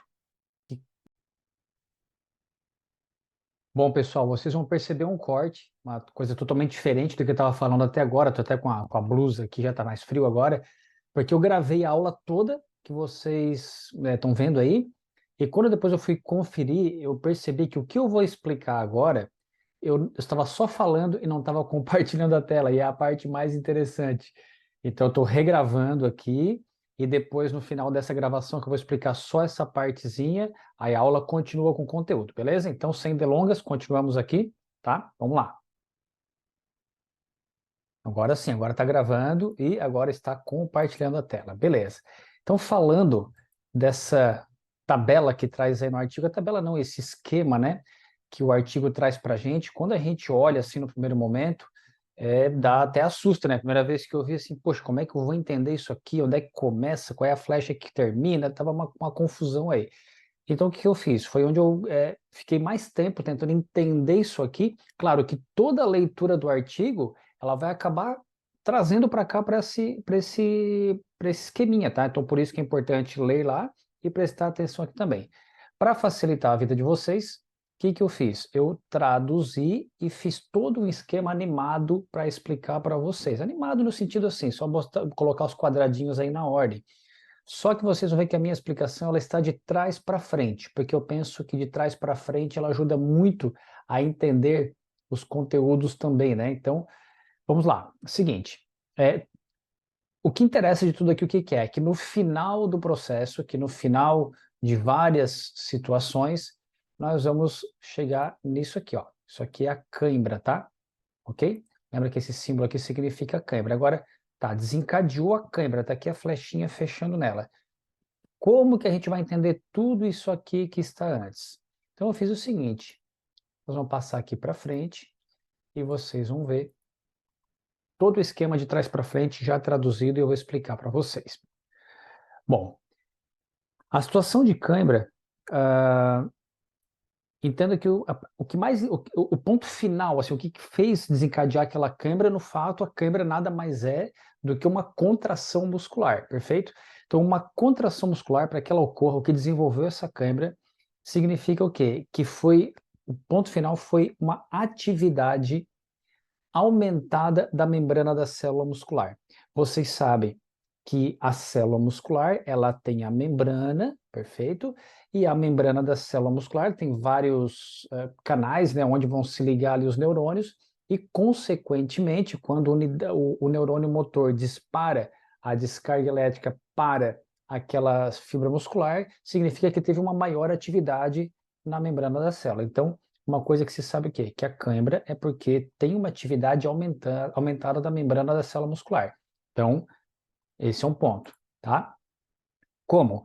Por quê? Porque isso acontece? Porque o neurônio motor, conforme a gente viu anteriormente na animação da menininha batendo lá o martelo, aquele neurônio motor que está ligado àquelas fibras musculares, ele está também com uma atividade aumentada. Então, aqui só para a gente lembrar da imagem, aqui, ó. O que nós estamos vendo? Que as fibras musculares, elas estão aqui com seus neurônios conectados. Então, por exemplo, tem um neurônio aqui que está em verdinho e outro em azul. Quando esses neurônios eles estão com a sua atividade aumentada, eles vão disparar uma descarga elétrica maior na membrana da célula muscular e a célula muscular vai ter uma atividade aumentada, vai ter a sua contração. Perfeito? Então, esse é o ponto que está ligando aqui. Agora, o que está fazendo com que esse neurônio esteja com uma atividade aumentada? Alguma coisa lá no sistema nervoso está alterado também, ou seja, a via comum final é que o neurônio está sendo disparado de alguma forma. O que pode levar esse neurônio, o que pode fazer com que essa atividade neuromuscular esteja alterada para que ocorra a cãibra? Uma das coisas é que a própria cãibra prévia durante uma mesma sessão de exercício pode ser um fator. Então, se eu já tive uma cãibra anterior, hoje no meu treino, pode ser que ali na frente isso já vai causar uma alteração no meu sistema nervoso que desencadeie uma nova cãibra. Então, esse é uma das questões. E, continuando aqui, nós temos algumas situações, tá? Uma condição médica subjacente. O que é uma condição médica subjacente? Alguma doença, algum fator clínico que a pessoa esteja, algum problema de saúde que a pessoa esteja passando, pode ser com que tenha uma alteração de controle do sistema nervoso, perfeito? Além disso, também pode ser uma predisposição genética. Sei lá, por algum motivo que eu não sei explicar para vocês o porquê, a pessoa tem uma propensão a ter algum tipo de disparo maior de atividade de descontrole, né, de sistema nervoso e, consequentemente, acaba disparando mais um motoneurônio alfa e, consequentemente, acaba aumentando a atividade da membrana da célula muscular e, consequentemente, desencadeia a cãibra. Além disso, uma função alterada do sistema nervoso central como um todo pode estar desencadeando isso, perfeito? Então percebam que, no fim das contas, né, o que explica, de uma certa forma, que o ponto final de início dessa cãibra é que o sistema nervoso, de alguma forma, não está conseguindo exercer a sua função de maneira adequada, um excesso de atividade para a ativação. E daí, os autores trazem o seguinte, que essa função alterada do sistema nervoso central pode ser também consequência de uma condição médica ou uma predisposição genética, pode ser pelo uso de alguma medicação, de repente a pessoa utiliza algum tipo de medicamento que ativa o sistema nervoso, então, além disso, alguns tipos de suplementos e principalmente se tiver estimulante. E é muito importante que a gente entenda isso, porque o que eles citam, eu coloquei aqui só estimulantes de maneira geral, tá? Mas o que eles citam aqui para a gente é, por exemplo, a cafeína, que ela é um estimulante do sistema nervoso. Então, se a pessoa toma cafeína demais, então, sei lá, toma, né, seja na forma de suplementação, principalmente suplementação, né, toma uma cápsula, toma 400 miligramas por dia, sei lá, alguma coisa assim, ou até tipo os pré-treinos, né, porque na verdade os pré-treinos, todos eles, ou a maioria deles tem estimulantes do sistema nervoso central, a pessoa fica ligadaça, modo de dizer. Para quem já tem uma predisposição para ter cãibra em função do sistema nervoso alterado, os estimulantes, os suplementos que têm estimulantes como a cafeína, por exemplo, os pré-treinos, pode acabar desencadeando a cãibra. Então, muita atenção em relação a isso. Vocês podem verificar aí com os atletas de vocês se eles fazem uso de algum tipo de estimulante dessa forma. Outro ponto importante, o estresse. Eu não sei se vocês já passaram por situação de estresse, mas uma pessoa que passa por situação de estresse, ela está muito ativa, a pessoa está com, enfim, literalmente estressada. E tanto é, só para lembrar aqui a figurinha aqui embaixo, vocês devem estar lembrado que anteriormente eu falei sobre o Carlos Alcaraz, que ele revelou que o motivo de câimbras dele estava relacionado ao estresse. Então, vejam que mesmo estando bem fisicamente, não tendo outros fatores, pode ser que o estresse faça aqui, ó, ligação, ó. Vou botar aqui flechinha. Pode ser que o estresse faça com que a pessoa desenvolva uma função alterada do sistema nervoso, e desenvolvendo uma função alterada do sistema nervoso, ela acaba desencadeando aquele processo lá que leva à cãibra, tá? Então, estresse, medicação, estimulantes podem ser fatores. Pensando nisso, pessoal, pensando nisso assim, ó, tem que ter muito cuidado com pessoas que já são muito ativas, né? Pessoas que são muito ligadas, pessoas que são muito, quando a gente fala, as pessoas são ligadas na tomada, as pessoas são ligadas no 220, pessoas que são muito hiperativas e que, além disso, fazem uso de algum tipo de estimulante, algum tipo de pré-treino, tá? E isso pode ser um fator que deve ser muito levado em consideração no desenvolvimento de câimbras musculares, ok? Continuando, agora deixa eu voltar aqui a compartilhar para eu não fazer igual antes, né? Deixa eu só conferir. Beleza. Então, continuando, aqui está uma relação de algo que pode ajudar a explicar a câimbra, como os vários fatores, né? O que nós temos aqui ainda? Que esse controle neuromuscular alterado, ele pode ser como resultado de uma atividade excitatória muito aumentada dos fusos musculares, vocês lembram que os fusos musculares estão relacionados à contração muscular, ou que a atividade inibitória dos órgãos tendinosos de Golgi estão diminuídas, ou seja, quem deveria fazer o relaxamento da musculatura, que são os órgãos tendinosos de Golgi, não estão conseguindo trabalhar bem, então a musculatura não relaxa, ou os fusos musculares que estão relacionados à contração muscular estão muito ativos, daí a contração ocorre de forma demasiada. Então, esse descontrole também pode estar relacionado aqui às câimbras. E isso é muito importante falar para vocês, por quê? Porque o treinamento de força, o treinamento de pliometria, impacto, o treinamento de potência muscular, eles são tipos de treinamento que ensinam a educar, digamos assim, órgãos tendinosos de Golgi e fusos musculares, melhorando a ação dos músculos que precisam contrair e relaxar na hora certa, de acordo com a demanda. Então, quando tu faz esse tipo de treinamento, inclusive, são indicações de métodos de treino para tentar reduzir a recorrência de câimbras musculares, perfeito? Voltando lá, deixa eu conferir se eu estou aqui compartilhando. Estou, vamos lá.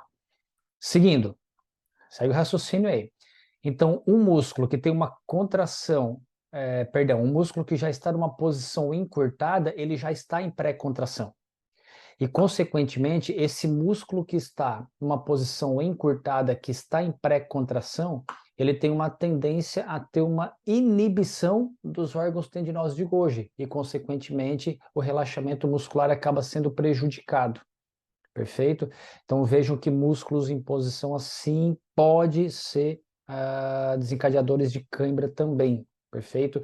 E a gente sabe que a panturrilha, né, o gastrocnêmio, ele, cadeia posterior, então de repente ele já está numa posição de pré-encurtamento, ou a própria musculatura discotibiais também está influenciando pela falta de mobilidade, pela falta de flexibilidade, com que a panturrilha, por exemplo, fique numa posição já pré-contraída, ou mesmo o calcanhar, por isso que é importante a mobilidade, pode ser uma forma também de melhorar isso, né, de calcanhares, e acabar fazendo com que esse músculo fique pré-contraído com uma predisposição à cãibra. Fechou? Além disso, o que pode levar a essa atividade descontrolada aí de fusos e OTG, né, órgãos tendinosos de Golgi? A fadiga muscular, perfeito? A fadiga muscular pode levar a isso, e a fadiga muscular pode ser uma consequência da prevalência de fibras musculares do tipo 2. Então, é muito bom para um atleta que é potente, que é veloz, que precisa, né, das fibras musculares do tipo 2, e geralmente em função disso é que ele é um bom atleta em provas de velocidade e força, mas, consequentemente, as fibras musculares do tipo 2, que são fibras de contração rápida, geralmente, né, de maneira generalizada, assim, e mais potentes, são fibras que fadigam mais fácil.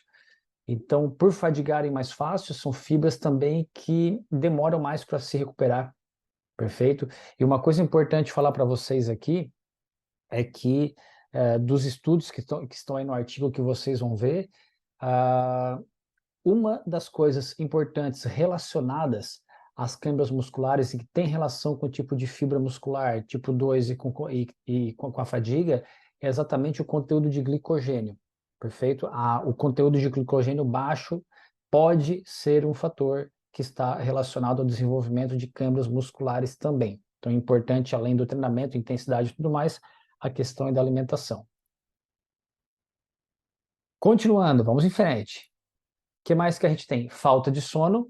Não preciso nem entrar em detalhes, né? Mas a falta de sono pode gerar uma fadiga generalizada e, consequente, uma fadiga muscular e descontrole dos órgãos tendinosos de Golgi difusos, e isso descontrolar o sistema nervoso e, consequentemente, levar uma cãibra também.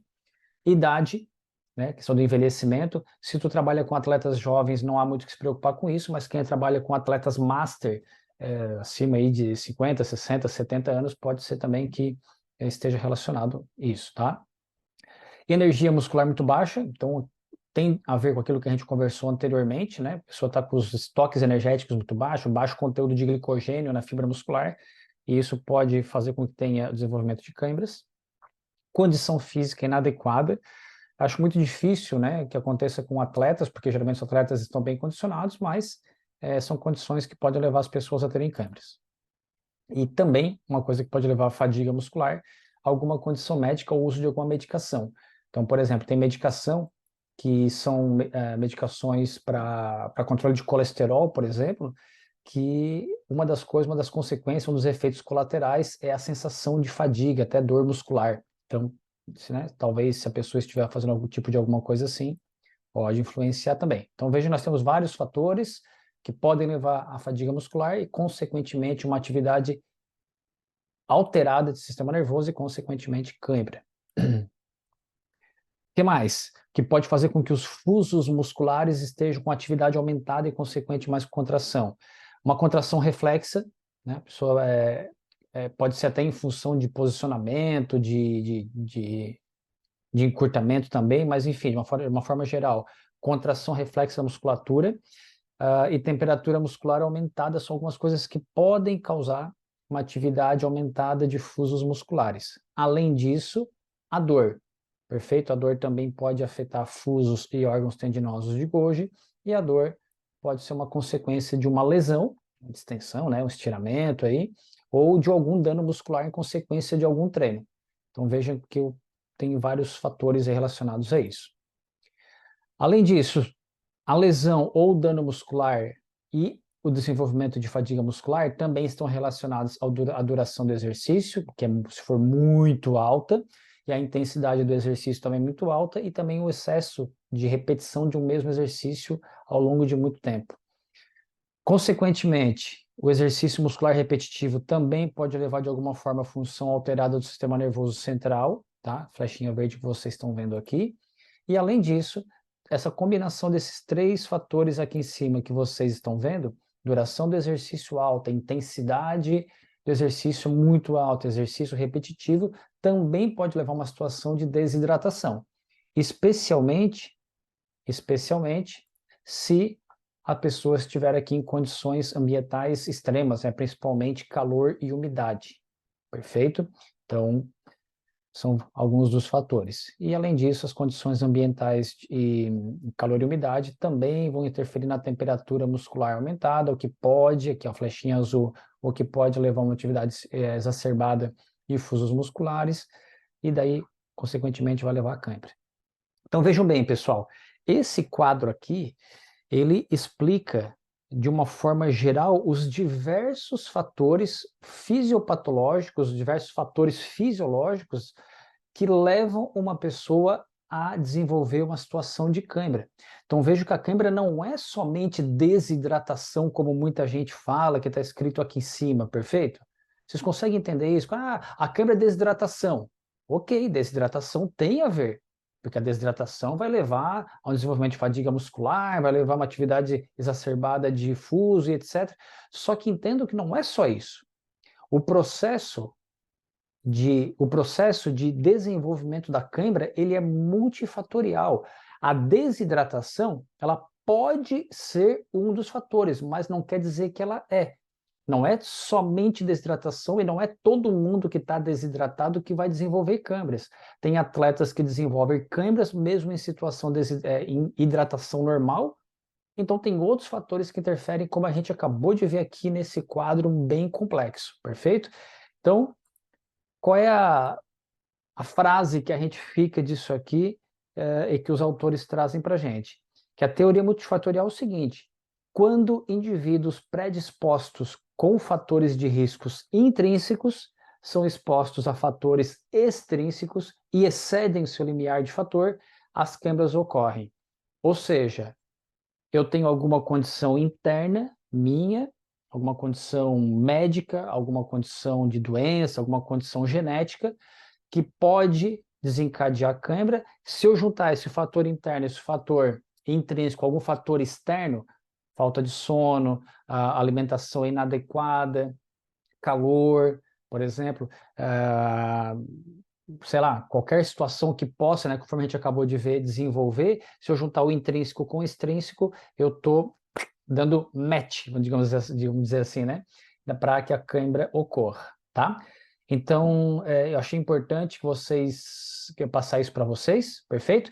Continuem aí com a aula, isso aqui foi uma gravação porque eu tinha esquecido de colocar aqui o compartilhamento da tela, mas lembrando que esse quadro ele explica muita coisa, eu poderia, se quisesse, ter dado uma aula só com esse quadro aqui, mas com esse quadro e com a explicação que vocês estão tendo e com o artigo vai ficar muito mais fácil de compreender os mecanismos relacionados à câimbra, beleza?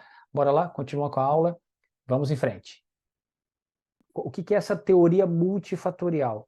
Que quando indivíduos predispostos com fatores de riscos intrínsecos são expostos a fatores de riscos extrínsecos e excedem seu limite de fator, essas câimbras vão ocorrer. Ou seja, eu posso ter uma predisposição genética, eu posso ter alguma alteração do sistema nervoso central, e daí eu sou exposto lá a uma alta temperatura, eu sou exposto a uma desidratação, a excesso de treinamento, qualquer coisa assim, consequentemente eu vou acabar tendo a câimbra. Tá? Então, essa junção de fatores intrínsecos e extrínsecos que desencadeia a câimbra. Quando a gente fala de diagnóstico e tratamento de forma aguda, né? Está acontecendo a câimbra, agudo, naquela hora, naquele momento, o que se faz? A abordagem vai ser sempre individualizada, mas o alongamento, sim, vai ajudar, por quê? Porque ele vai melhorar aquela atividade dos órgãos tendinosos de Golgi, provocando lá o relaxamento, perfeito? É aquela situação de excitação e inibição. E os atletas também podem beber água e bebidas com carboidratos e eletrólitos de forma livre, de forma à vontade. Também são situações que devem ser feitas durante o momento de câimbra. E quando se fala de reidratação, o indicado é sempre que se faça de forma oral. Eu sei que parece estranho, até porque eu não expliquei, mas tem alguns mecanismos, algumas formas de tratar de reidratação de forma intravenosa. E isso não é indicado, tá, pessoal? Não na nossa situação aqui. Se for uma câimbra severa com sintomas sistêmicos, daí os médicos, pessoal de hospital, de ambulância, etc., é que vão ver a necessidade, vão avaliar a necessidade de fazer algum tipo de reidratação intravenosa. Mas nós, no dia a dia, vai ser realmente consumindo aí uma bebida esportiva, alguma coisa assim, tá? Então, por isso que aqui, ó, fluidos intravenosos devem ser evitados, perfeito? E daí, essa última partezinha aqui fala da ingestão de agonistas de TRP, que geralmente é benigna, embora a tolerância gastrointestinal varie consideravelmente. O que significa isso? Olha só, eu vou tentar explicar para vocês de forma rápida, de forma resumida, o que eles querem dizer aqui para a gente. Isso aqui que eu vou mostrar para vocês, ele está no artigo, tá? Aqui é o artigo traduzido. O que são esses canais receptores? Eu vou mostrar só a imagem primeiro para vocês entenderem. Isso aqui se trata dos neurônios, tá? A gente tem receptores. Como é que eu vou dizer para vocês? Lembra quando vocês assistiram a aula lá sobre diabetes, por exemplo, que eu falei para vocês que na membrana da célula muscular tem a GLUT4. O GLUT4 atua lá como uma proteína com a função de captar glicose. Todas essas nossas células musculares, elas têm vários receptores em suas membranas para várias coisas. Nos nossos neurônios, principalmente os neurônios que são sensíveis à dor, a calor, a frio, a coisas assim, nós temos proteínas específicas, que são esses canais receptores, que ajudam a detectar. Então, por exemplo, se tu tem um neurônio, deixa eu pegar aqui a imagem, ó, fica mais fácil, né? Aqui, ó, achei. É um livro de neurociências que ajuda a entender. Vou explicar rapidamente para vocês o que são esses canais termorreceptores, tá? Na verdade, ali no artigo, eles já explicam isso para vocês, tá, pessoal? Só que aqui no livro tem uma imagem, fica mais fácil. Deixa eu só ler um pedacinho aqui do artigo, eu já volto lá no artigo, vocês entenderem. O que significa? Que esses receptores transitórios que a gente tem nos neurônios, eles detectam a temperatura e sensações na boca, na orofaringe, no esôfago e no estômago. Ingredientes como vinagre, canela, capsaicina, que é o ingrediente da pimenta, né? E gengibre ativam esses receptores e, em teoria, podem afetar a função neural se forem suficientemente potentes.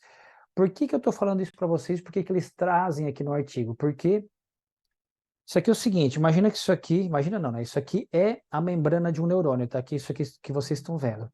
Cada um desses aqui, ó, cada uma dessas siglas que vocês veem, isso aqui é um tipo de receptor específico que tem nas membranas de alguns tipos de neurônios que são mais sensitivos. Então, por exemplo, nós temos na membrana de alguns neurônios sensores receptivos sensíveis ao mentol, a menta, por exemplo, e sensíveis aqui à pimenta, que detectam, por isso que a gente consegue detectar o que é calor, por isso que a gente consegue detectar o que é frio, por isso que quando tu come uma bala de menta, um chiclete de menta, tu detecta aquela sensação de frescor, por isso que quando tu come uma coisa com pimenta, tu percebe aquela sensação de queimação. Por quê? Porque os neurônios perceptivos que nós temos no início, né, do nosso processo de digestão, boca, faringe, estômago e tudo mais, eles têm esses tipos de receptores e, consequentemente, a gente acaba percebendo essa sensação maior de calor da pimenta ou de geladinho que dá de uma coisa com menta, por exemplo.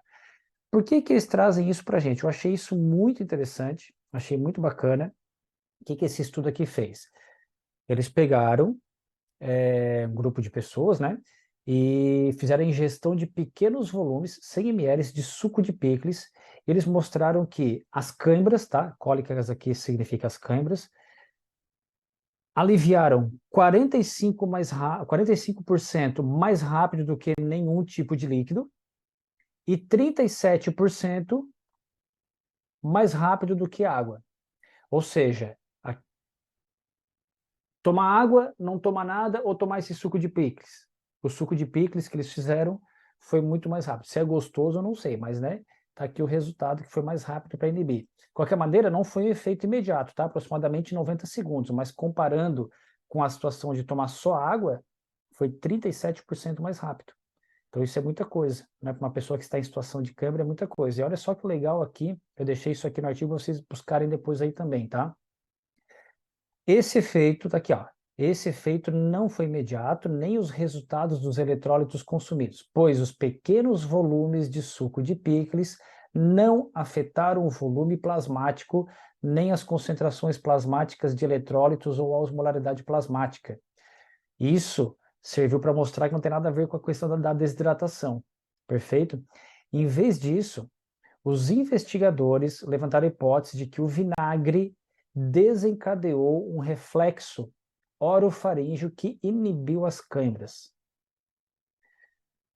Então, assim, não vou sair fazendo suco de picles para todo mundo, que não deve ser tão gostoso assim também. Mas, enfim, pensando em possíveis soluções, existe, inclusive, mais de um estudo. Eu sugiro vocês de pegar as referências aí desse artigo, tá? Sugiro pegar as referências que falem sobre isso, para ver como que poderia preparar soluções de bebida com isso e ver até que ponto que é seguro, né? Para talvez aí diminuir pelo menos a intensidade ou a duração ou pelo menos acabar com a câimbra um pouco mais rápido. Então, pode ser uma situação que ajude os atletas na situação de câimbra, beleza? Vamos mais um pouquinho? Vamos mais um pouquinho. Nossa aula está longa, eu sei disso. Se virem aí, assistem quando vocês quiserem, né? vai, repete, volta, e assim nós seguimos.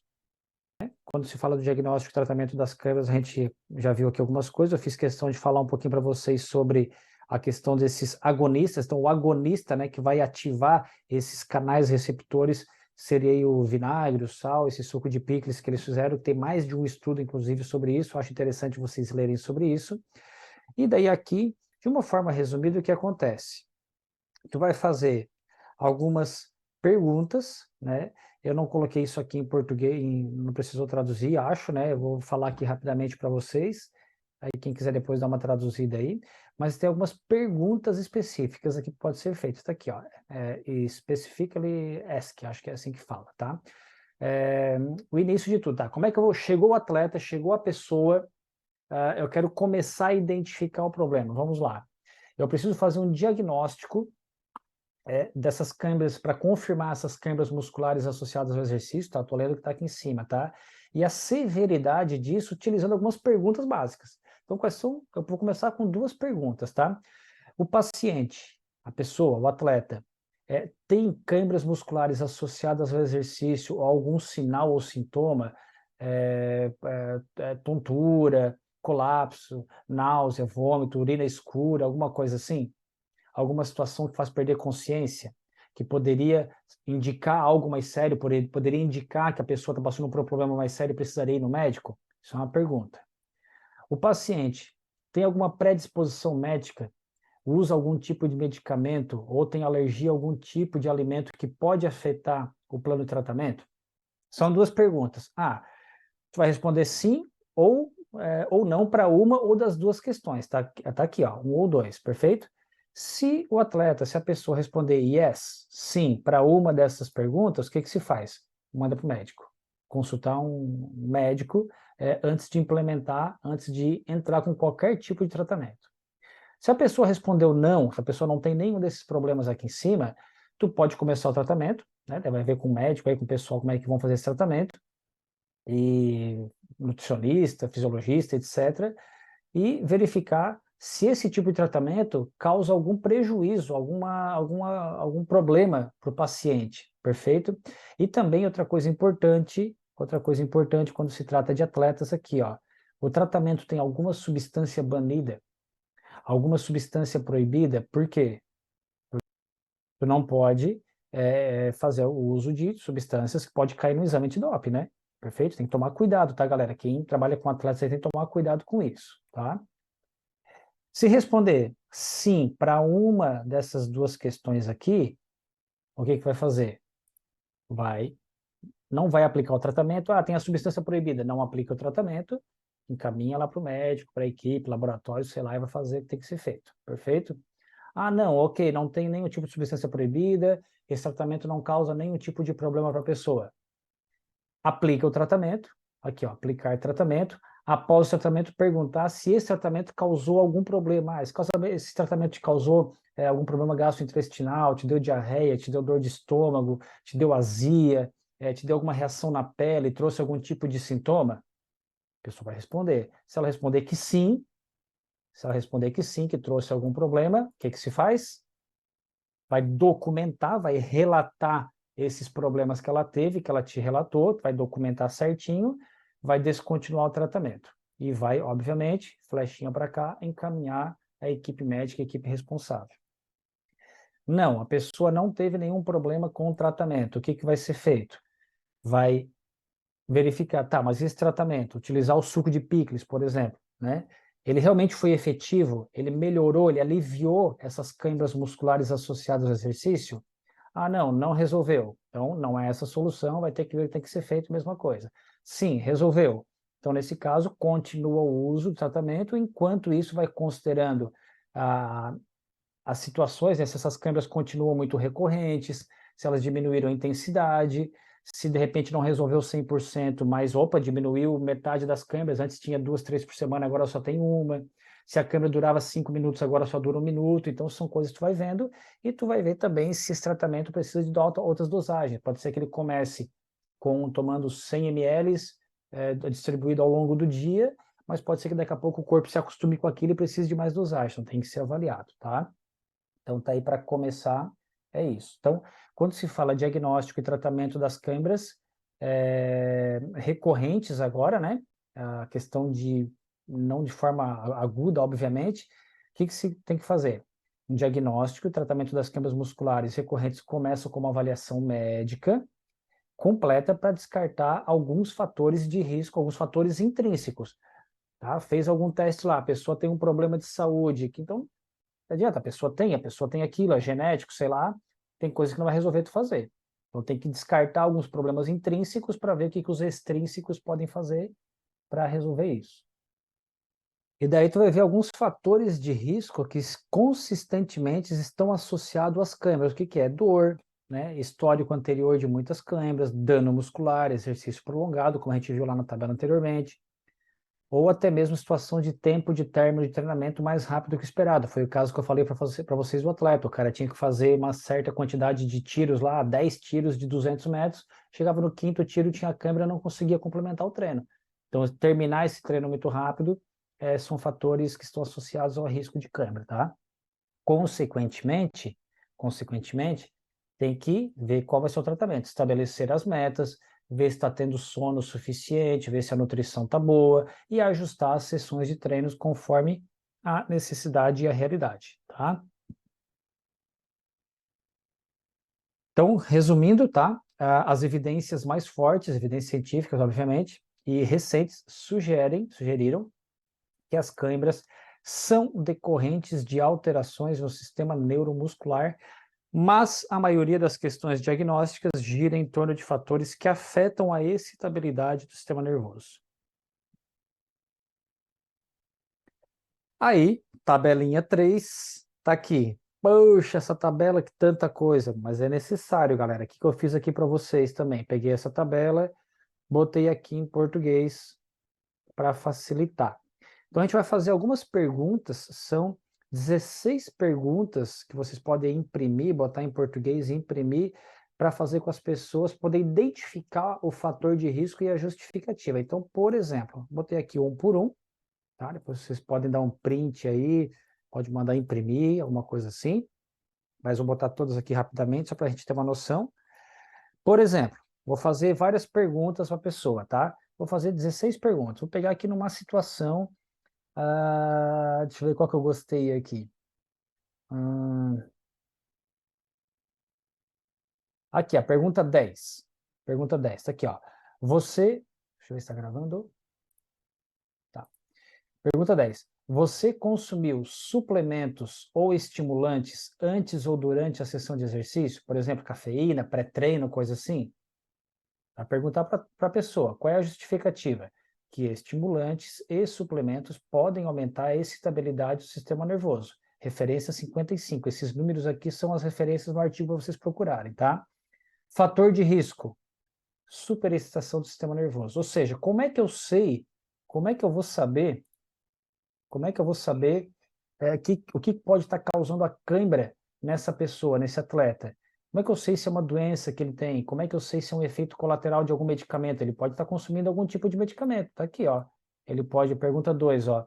Ele usa algum tipo de medicação, algum tipo de droga, algum tipo de substância, e se sabe que as câimbras musculares podem estar associadas a alguns tipos de medicamentos, por exemplo, beta-2 agonistas, e pode ser um efeito colateral da medicação. Perfeito? Pode ser fadiga. Como é que eu sei se é fadiga? Vamos ver. De repente, tá aqui, ó, deixa eu diminuir um pouquinho. Pegar a pergunta 3. A pergunta 4. 3 e 4 aqui, ó. Você tem câimbras regularmente durante o exercício? Pode ser múltiplos mecanismos. Pergunta 4 e 5. Com que intensidade e duração você se exercitou antes de desenvolver a cãibra? 5. Quando a cãibra ocorreu? Durante o exercício? No início, no meio ou no final? Com isso, tu vai saber se pode ser uma fadiga ou não. Ou, pergunta 6. Quanto você dormiu na noite anterior à sua sessão de exercícios quando as câimbras ocorreram? Pode ser que ele tenha tido uma fadiga prematura, não pelo exercício, mas fadiga por não ter dormido. Entende que nós temos aqui diversas situações aqui como fator de risco e com a pergunta certa tu consegue identificar a possível causa da câimbra? Então, por isso que essas perguntas aqui são importantes, tá? Imprimam isso e apliquem com as pessoas que vocês vão trabalhar, tá? E daí, claro, né, a avaliação da hidratação, tá? É importante. O que mais? Cuidado com essa situação aqui, tá? Muitos atletas e treinadores não entendem as possíveis causas e fatores de risco para as câimbras e estão excessivamente confiantes de que essas câimbras acontecem por causa de hidratação e eletrólitos. Ou seja, todo mundo fala, né? Ah, é por causa da hidratação. Ah, desidratação. Ah, desidratação. O que acontece? E já teve situações que o excesso de hidratação sem repor os sais minerais de medida correta causou inclusive a morte de atletas. Por quê? Porque esse excesso de água pode fazer que ocorra uma situação de hiponatremia. Em 2014 aconteceu isso com 2 atletas lá nos Estados Unidos. Água demais, né? Falei para vocês no começo da aula, o sangue dilui, causa hiponatremia. Coloca aí, o que é hiponatremia? É uma situação que em condições extremas pode levar à morte. Por quê? Porque toma água demais e não repõe com eletrólitos. Então, se tu acha que é a desidratação, não pode simplesmente enfiar 3, 4, 5, 6 litros d'água e a pessoa não repor com eletrólitos, tá? Por isso que os Gatorade da vida e as bebidas esportivas podem ajudar, tá? Portanto, defendemos que os médicos eduquem os atletas sobre as causas da cãibra e práticas seguras antes da hidratação, antes de implementar estratégias de prevenção. Adote uma abordagem multifatorial para a prevenção da cãibra. Implemente estratégias de prevenção de cãibra com cautela e com documentação completa, ou seja, relata lá as coisas, né? No mínimo, e realize um exame médico completo antes de implementar qualquer uma das seguintes estratégias, beleza? Então, tem estudos que todo mundo acha, muita gente acha que, por exemplo, aqui, ó, bebidas de eletrólitos com carboidratos, suplementos eletrólitos estimulantes. O consumo de bebidas esportivas e a suplementação de eletrólitos são frequentemente apontados como eficazes na prevenção de câimbras musculares. Daí, na tabela 4 do artigo, que eu não trouxe aqui para vocês, tá? Mas tem aí no artigo, tem a recomendação de várias bebidas esportivas, qual é a dosagem, qual é a quantidade, tá? Vocês podem dar uma olhadinha ali, tá bom? Uma outra questão importante, eu não sei se vocês sabem, mas o magnésio, ele está relacionado ao relaxamento muscular. Ele ajuda no relaxamento muscular. Então, em função disso, muitas teorias foram propostas, dizendo, pô, será que a suplementação com magnésio não pode ajudar a relaxar a musculatura e evitar a cãibra? Então, teve uma revisão da Cochrane. A Cochrane é uma das plataformas mais eficientes quando se fala de revisão e meta-análise, que eles pegaram vários estudos e relataram que a suplementação de magnésio não ofereceu benefícios clinicamente significativos em termos de frequência, intensidade ou duração das câimbras em comparação com placebo. Então, parece que não é simplesmente tomar magnésio que vai resolver, tá? Solução salina. Lá na década de 20, os investigadores estão observando que os trabalhadores preveniram câimbras consumindo solução salina e adicionando sal às suas bebidas. Então, também aí no artigo tem algumas formas de fazer essas soluções salinas, escrevendo mais detalhes sobre elas, tá?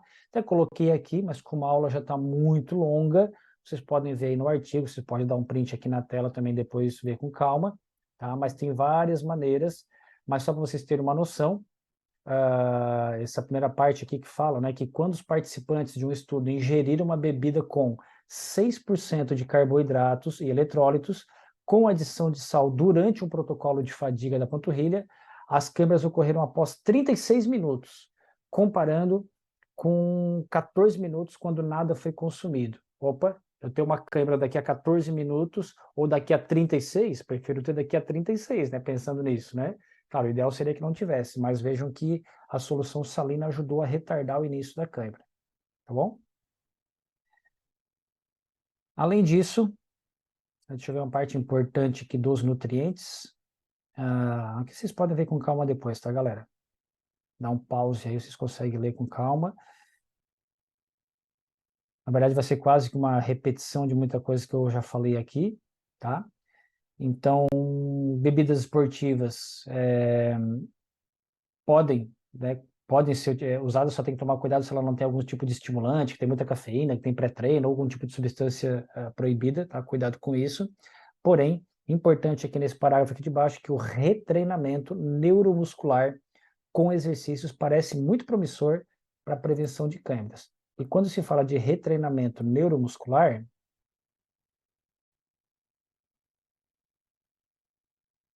é importante a gente avaliar alguns protocolos, tá? De uma forma resumida, eu coloquei todas essas imagens aqui para mostrar para vocês que alongamentos, exercícios de salto, exercícios de força são maneiras eficientes, conforme a gente conversou lá no começo, e os autores trazem para a gente aqui que parece que pode ser uma maneira de diminuir aí a recorrência de câimbras, tá bom? Não tem protocolos específicos, quantidade, coisas assim, mas basicamente força e pliometria. Só para vocês terem uma ideia, esses autores aqui da referência 3, eles descobriram que as câimbras dos isquiotibiais, né, posterior de coxa, de um triatleta foram eliminadas pela redução da atividade dos isquiotibiais durante a corrida e melhorando a força e resistência de glúteos, ou seja, o cara corria, o cara tinha um nível de força, vamos lá, pra vocês entenderem isso aqui. O cara tinha um nível de força, maratonista, prova longa, né? 2, 3 horas. O cara tinha um nível de força. Quando ele corria, os isquiotibiais, musculatura posterior dele, mesmo sendo uma maratona, tinha uma pré-ativação, ficavam meio pré-contraídos. Eles estudaram esse atleta, aplicaram um protocolo, isso foi uma situação, né? Uma corrida lá, um exemplo. Aplicaram um protocolo de treinamento com ele por algum tempo para melhora de força de glúteo, por exemplo, musculatura posterior, e observaram que depois, numa outra corrida, ele teve uma incidência menor, na verdade, falaram ali que ele não teve cãibra, né, em função dessa melhora de força.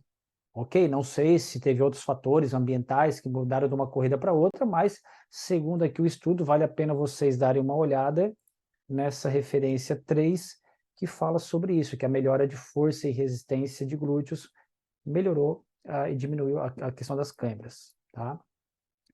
E além disso, um outro estudo aqui também, referência 18, os maratonistas que experimentaram cãibras eram menos propensos a realizar treinamento de força dos membros inferiores uma vez por semana nos 3 meses que antecederam uma corrida do que quando comparado aos colegas sem cãibras. Ou seja, eles pegaram um grupo de maratonistas, alguns maratonistas, 3 meses antes da corrida, faziam treinamento de força, outros não faziam. Os que faziam treinamento tinham 25% chance ali de ocorrer as câimbras, e o outro grupo que não tinha as câimbras tinha 48% de chance de não ter. Então, sugerindo o quê? Que o treinamento de força pode ser útil na prevenção das câimbras musculares, perfeito? Então, para se pensar aí mesmo com atletas de longa duração, treinamento de força pode sim ajudar. E, finalizando, então, de acordo com o que o artigo aqui traz para a gente, a fadiga, e daí fadiga geral, né, seja sistêmica, sistema nervoso, ou fadiga localizada que seja, é a hipótese de ser o principal fator para o desenvolvimento da câimbra muscular, e o esforço excessivo é frequentemente associado também a essas câimbras. Portanto, é vital garantir que os atletas se exercitem com as proporções adequadas de trabalho e descanso. Claro, falar isso com o atleta não é tão simples assim, né, mas entendo que tem relação, tá? E aqui só um resumão em relação à hidratação, eletrólitos e retreinamento neuromuscular, e com isso a gente finaliza a nossa aula. Pessoal, eu tô com a minha garganta detonada aqui, tá? Eu procurei, assim, eu sempre procuro, assim, quando eu estou montando a aula, eu demoro, eu estudo artigo, eu leio, eu procuro de uma forma assim, como é que eu vou passar isso para a galera de uma forma que fique compreensível e que não fique maçante ao mesmo tempo. Só que tu vai desenvolvendo aqui a aula, tu vai vendo que tem coisas que tu não pode deixar de falar, tem coisas que tem que ser lida para ficar bem claro, mas ao mesmo tempo tem coisas que eu tenho que passar para frente, por quê? Tem coisas que estão aí no artigo, vocês podem procurar e dar uma olhada, mas interessante é entender o contexto do que se trata o assunto, tá? Então, eu espero que vocês tenham entendido a teoria multifatorial da cãibra, os diversos fatores que podem desencadear a cãibra nos atletas, e vocês viram aí que tem solução, inclusive com perguntas prontas, que vocês podem aplicar essas perguntas para identificar os possíveis fatores de risco que faz com que esses atletas tenham cãibra e, consequentemente, tentar encontrar uma solução para diminuir a incidência ou a intensidade dessas cãibras. Beleza? Então, mais uma vez, Obrigado por estarem aqui. Aula longa e um pouquinho cansativa hoje, mas eu espero que vocês tenham gostado do conteúdo e que vocês tenham aprendido o conteúdo e que vocês possam ajudar outras pessoas, atletas, com mais esse conteúdo que a gente teve aqui. Valeu? Grande abraço a todos, fiquem bem. Qualquer coisa é só me chamar lá no WhatsApp e no Instagram. Abraço, galera. Valeu!